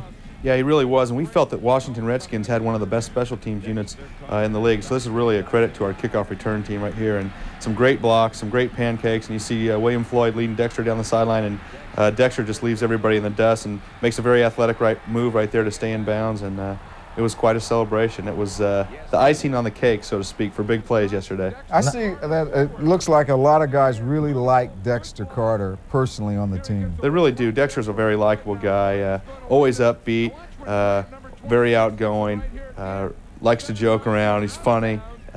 You can't help but like the guy. And despite taking a lot of heat, because he was the high draft pick, and a lot of people fans expected a lot from him. So that's good. I think it's really built his character, going through that adversity, and it's made him a stronger person, and I think it's allowed him to be able to enjoy the good times even more, and it's been great thus far this season. Okay, Jerry Rice continues to play just at a high standard. Early he took a serious hit in this game, first series, and he still came back strong. Third quarter, he put on his track shoes and burned a touchdown around the end. JR imitating the speedy Brent Jones. He turned on the Jets. Nobody lays a hand on him, Brent. 28 yards. That was a heck of a move, Martin. He's supposed to go outside in the reverse, and I was out there ready to block the guy, and all of a sudden, bam, he cuts it up inside and just turned on the juice, and it was... Did you hear him go by? As good as gone. Oh, I felt him go by. I stopped right in my tracks. That's great. It was a great move, no question. Yeah, you can see right here, Steve Young's going to lead for him, and I'm out there, and then all of a sudden we see him cut inside, and we're like, okay, JR, go for it. I can You're watch on your it own. That is the 8th time in his career that he has had a touchdown by rushing in this great record he's got going. What is this cowboy helmet sitting there? What is this? Isn't this apropos for the week? I'm telling you. Just a little hood ornament. The guy has set design, man. Boy, I'm telling you. It was Cowboy week. Yeah, You got all it. right. It was a great homecoming for one 49er. Charles Mann spent his entire career with the Redskins, Brent. Made the most of his return, didn't he? With the sack and then took the bow. Really did, and Charles is a handful, and I have to practice against him, and he is a terror. He's throwing guys around like you can't believe, and a great sack right here, and he got a standing ovation from the fans, and I think the bow was just a spur-of-the-moment thing. I think a way of saying thank you. He really enjoys the people of Washington, and I can't tell you how many people were behind our bench screaming, "Charles, we miss you!" And we're going at halftime, "Charles, we miss you!" And I don't blame him with play like that. Yeah. You know, with the double teaming that Stubblefield's getting, it's going to be critical, I think, that somebody from the outside puts some pressure on him. Maybe he's the guy. Yeah, I really think that Charles has the strength and the power to do that, and a lot of people don't realize he's a 12-year veteran and one of the all-time sack leaders, and just a force. Was a 4 or 5-time Pro Bowler in a row, 5 years in a row, I believe, and he used to just give me the shivers when we used to play against him my first couple years. I was one of the guys that I was probably afraid to go against when I first started off, and I wasn't much of a blocker, and the guy would just explode on you, and he still has that power. Okay, we're going to have, guess what, the report card. Ira Miller coming up, and more of the 49er Cowboy rivalry when we return. Here's next opponent. The Cowboys are the one team that has kept San Francisco out of the Super Bowl the past couple of years. It was with that in mind that Niner management went out in the offseason to seek some defensive help. It was an absolute must to better match up with Dallas. Thus, the acquisitions of Norton, Plummer, and Dent, although Dent won't make the game this Sunday. No one need remind the 49ers that the Cowboys are always ready to knock heads with San Francisco, for that is what they have done in the last 3 meetings. That's how Dallas has won the same number of victories. It is Emmitt Smith. In the NFC Championship game this past January, which was over by the half, Smith ended up with 88 yards rushing and 2 touchdowns in the Pokes' 38-21 ride. On an October Sunday during the regular season in 1993, Smith scored once and ran for 92 yards, dancing his way through the Niners' defense at Texas Stadium. Some of his most productive games have come against San Francisco, as per the 26-17 victory. In the NFC Championship game here, following the 93 season, it was Smith who ran the Niner defense ragged, with 114 yards and a pair of touchdowns in the 30-20 decision at Candlestick Park. In these 3 games, Smith has rushed for 294 yards and scored 5 times. So now his Emmittness comes calling again Sunday. Will the 49ers finally be able to shake free of Smith and the Cowboys? I talked with ABC's Frank Gifford by satellite before tonight's game at Texas Stadium. As you well know, Dallas is along with the 49ers, one of the best teams in football. Probably the 49ers and Dallas are either 1-2, and depending upon your allegiances, I mean, that's how you're going to look at it. But the 49ers are certainly on a major league role now. Jerry Rice said, now we got to play somebody that will give us a test, or at least I read that he said that after their 37-22 win over Washington yesterday. Well, they'll get a test when they play Dallas next Sunday. Let's go to the expert. I mean, come on. Let's go to the guy who knows. The Chronicle, Striking Chronicle, sports writer, who regularly covers the 49ers and regularly gives them a report card. Ira Miller, I know they love it. I mean, what's up with the game? What do you see that's significant? What they're going to have to do against Dallas is some of the things they did against Washington, but against better personnel. They beat the Redskins very easily. You wouldn't think there'd be a turning point in a game like that, but there was. Second quarter, 49ers are up 10-0. Steve Young throws an interception, very rare. The defense shuts the door right there when Washington's got a chance to get back into the game. You see right here, Merton Hanks comes up on the first play. Lee Woodall sheds a block, stops a running play. Washington moves the ball for 1 play. They've got 1st and goal. Now watch Bryant Young in the middle. Submarine the play. Ricky Jackson makes the tackle. They get nothing. Now they're going to have to start throwing the ball at 2nd and goal. Ken Norton in the left There's a guy who may have shot right there. Boom. Knocks down the ball. Incomplete. Third down, they're going to try and throw a fade. Merton Hanks has perfect coverage. I mean, the ball's thrown away, but that's because he can't get it to him. Hanks has Desmond Howard covered. They kick a field goal, and it's 10-3. That's the way they're going to have to play against Dallas. Right. Well, we're not going to let you get away without just one comment on one particular play that caught your attention. I know there were probably more. Right. There was another There was another play early in the third quarter, and that's the difference between Dallas and Washington. They're going to have to tighten some things up when they play the Cowboys and Troy Aikman that they didn't have. Now watch, here's Gus Frerotte. There's a little bit of pressure. He's feeling it. He steps up. Bryant Young sacks him. Okay, fine. Now take another look at this play and watch what happens with Henry Ellard going down the field. You're going to see Deion Sanders on the right and Dana Hall on the left, double covering the same man, and nobody goes with Henry Ellard in the middle. Troy Aikman's going to see that guy. And that, by the way, I'll bet every fan who watches that would say, there's Dana Hall messing up again. Yeah, Wrong. yeah. That was Deion's. Deion was supposed to He was go supposed to stay over. with him all the He was way. supposed to stay with him all the way, according to the coaches. Wow. The guru of report cards in He's the got NFL. enough. What is it? Let's see it. Okay, here's the grades. They were pretty good.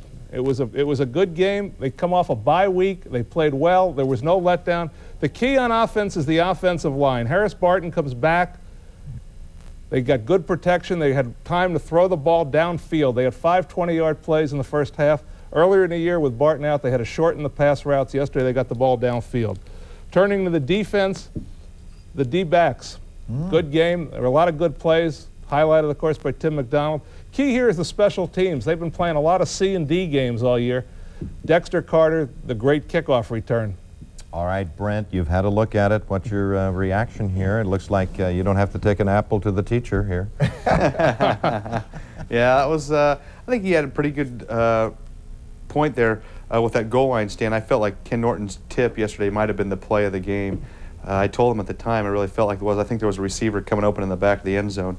So I think he nailed that one. I think the grades were pretty solid, and you know, Ira's always on the side of let's not give him too much credit, and rightly so. We played the Redskins. Yeah. You know, they're 2-8 right now, and I think had we played that way against the Cowboys, everybody would have got A's. So hopefully next week, if the Chronicle's still striking, what grade do you give him, Brent? Now you can give him a grade. What grade do you give him then? Tonight, that's a start. For what, his grading policy? Yeah. Or, I think I'll give him a. C minus. Nah, I'll give him a B for his grading policy. Okay, boy, I he's gave generous. you a better grade than that. Good to have you with us in the studio tonight, Ira. All right, I guess we take a break here and come right back. At the films yet, but one of the things I'd want to do is get the ball down the field like you did yesterday, so they can't jam up. That's one of the problems you've had with the running game. If you don't get the ball downfield. You did good, Brent. You put him on the spot before the matter. Just like Brent. the hammer from George. Take care, guy. We'll see you. Ira, thank you for being with us. Ira Miller. We'll be back. And we'll see you next Monday night. Yeah. Buffalo and Pittsburgh next Monday night.